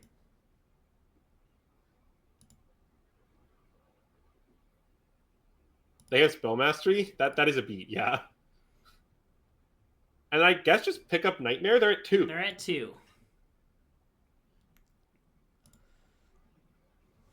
Right. Yeah, it is true that Guy's Ranch also has Shroud from non-green, but because Shroud from X is never used anywhere, I think there it being written down is reasonable, but on Thrun it's not. That's my opinion. Okay, well, I like that you said it's easy to beat Thrun by racing, and we're just going to beat Thrun by racing.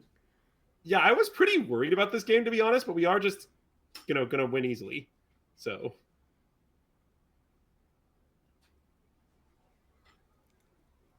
I like how confident that you were that the counter had to go on the Scavenger. What do you mean? We did put a counter on the Scavenger, Well, I know, we? if we put on the Fear, they just would still be at 2 life points right now into our Hopeless Nightmare. Yeah, but I think the play we made was better, don't you? Yeah. Okay. I'm just making fun of you a little bit, as a treat. I'm just saying. My plan got results, Greg. As a treat. Okay, this is, I think, a Destroy Evil matchup. Agreed. Um... Do you want to keep Mockingbird in to try and make some Llanowar elves? I mean, I'm worried about the applications of green mana to casting. Yeah, I guess it's not very good. I want to cut like Defiled Crypt, Bottomless Pool, and Mockingbirds, and board in the cut down maybe for the Llanowar elves. I would like no more lies. That seems very good. Okay. No, you're right. Absolutely, we should have no more lies.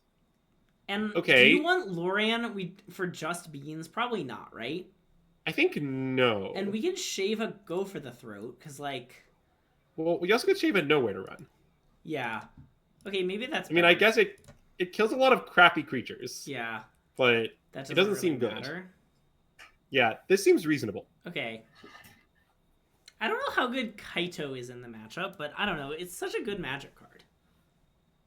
Anti-Magic Aura gives Shroud from enchantments, instants, and sorceries. No way. Okay. But it doesn't actually have those words. Sure. Okay, yeah. that I agree. That seems reasonable.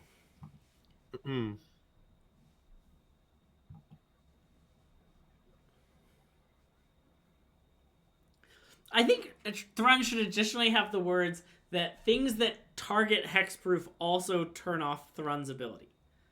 Because everyone looks at Thrun as like, this card could use some more words. Okay, what a great beatdown hand. Let's keep. I mean, this hand seems very good. Cool. I imagine this hand is a hand of beating Thrun's type. Would you agree? I would agree.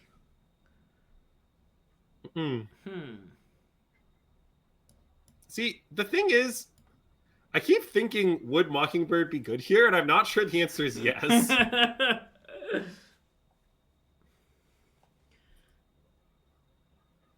Classic Cavern on Druid cast Llanowar. Wow. You mean cut down would have been really good, though. Well, that is true. I would have slammed it off Cavern on Druid into Llanowar Elves, I want you to know.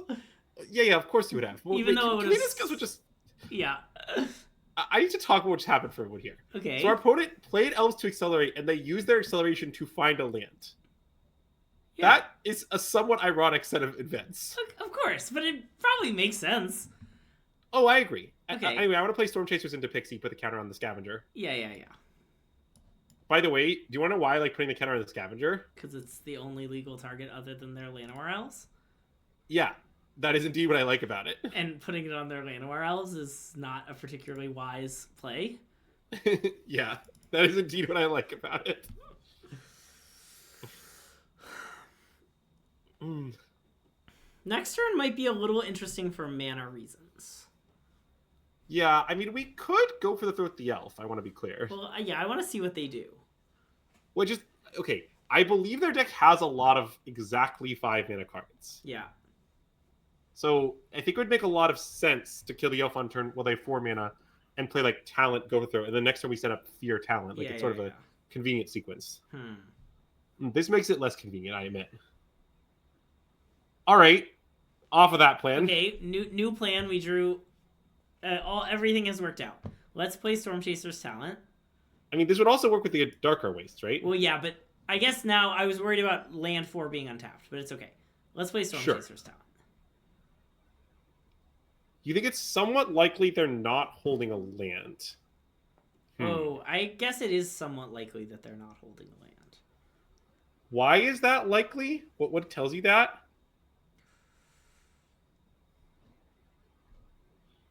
Oh, the whole elf thing early. I mean, I don't know if that's true. I mean, just like they could all just not thought they were going to get 8 CMC in the yard anytime soon, right? I don't know. Maybe that's not true. Well, why did they play Cavern on 1? If they had any of these cards? But okay, wait. I'm in. Let's get Go for Throat. I mean, they have drawn like 2 cards since because of all this biz. I want to hold Go for the Throat. I think I just want to cast Fear. Right. Let's play Fear. Okay. I know. I also forgot that the person suggesting this is Sam, and Sam is unbelievably biased towards destroying opponents' mana sources. So he's not to be trusted, is what I'm saying. Yeah.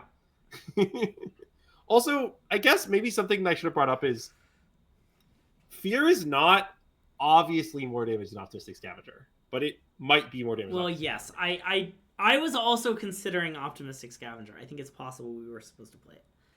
Yeah. But look at his little T-Rex arms, you know? He's just a little guy. Meh.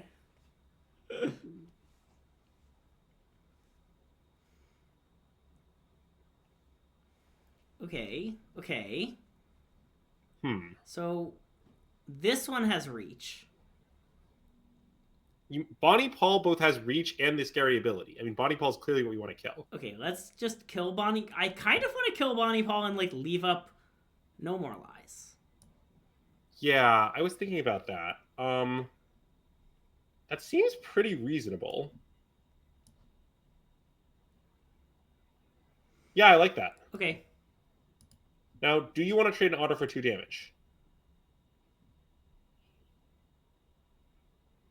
Wait, let's think harder. Hold on. So, wait. If we played Optimistic Scavenger Storm Chaser's Town here, right? We could put the counter... Oh, wait. They have 2 caverns in play. Hold on. Oh, yeah. They are on... Oh, this is a scout? Okay, let's play our cards. Wait, I think we should tap out. Yeah. The heat is about tap out. Yeah. I'm off it. They're gonna whatever they play is not going to be counterable, and then we can put a counter on Otter and attack with the Otter we pumped only. Yeah. And if they want to trade it, that's fine. We accept that trade. Although we could send both still. Actually, sending both still is kind of reasonable. They take 8 if they block that. Wait, I want to send both.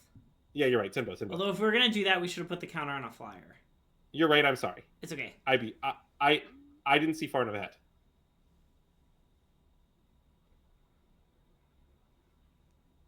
Yeah, counter on the flyer was right. I'm sorry. I convinced Greg to beef it. I don't think it will be important, but it is possible that it will be. I like that, like, if they play a good card, they have to use their elves, you know? And then that'll get rid of ground blockers. Oh, wow. Their lands suck. Casting spells is so hard for them.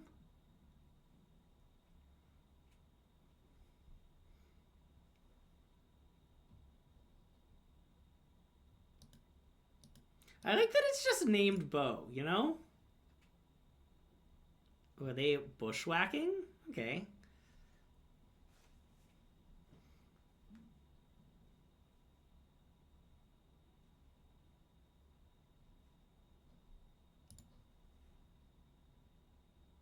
Wow, it might be better that it's on this. Wow. Have you considered that maybe I was playing 5D chess?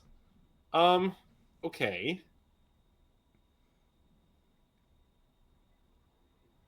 Wait, it's definitely worth. If it was on the flyer, they'd be dead, Greg. No, they would have eaten whichever flyer had the counter on it. Oh wait. Oh, you're right. You're right. We just would not have an otter with a counter. No. Yeah, it would be better. Okay, well, I think I want to attack with Pixie, buy back over the throat, and say go. None of their I creatures think that seems right. I mean, I guess we could wait. Yeah, the alpha seems awful. No, I agree. Okay. Oh, this reminds me of an important thing I was thinking about, like the entire tournament. Yeah. Do you agree that when you level Storm Chaser's talent, you should get to trigger Optimistic Scavenger? Yeah. Like it's unlocking a room, right? Definitely. Like the room known as more Storm Chaser's talent. One of my favorite rooms, to be honest. I also think when you level it, you should put the dice with a 1 on it, not a 2. Yeah, that does bother me with the talents. Is that like nobody puts the dice set to 1 when they first. Well, you're not even like, supposed nobody to. Nobody does that. It doesn't have the word level 1 on it, right? There's just isn't it just like level 0 and level 2? Ooh, a rare card.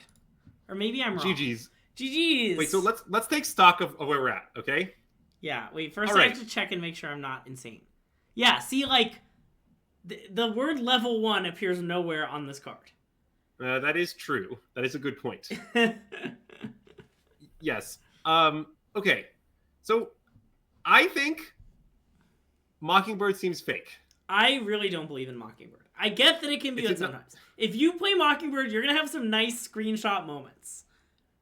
Yeah. And you're going to be like, oh, Greg and Andrew said not to play Mockingbird, but I made an Overlord of the Boiler Bilges and dealt them 4.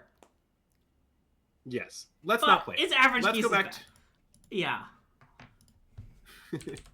Let's not play it. Hexmage. Let's leave our mathematically sound 2 Hexmages. I still think it's the least bad option, even though it's kind of bad. Okay.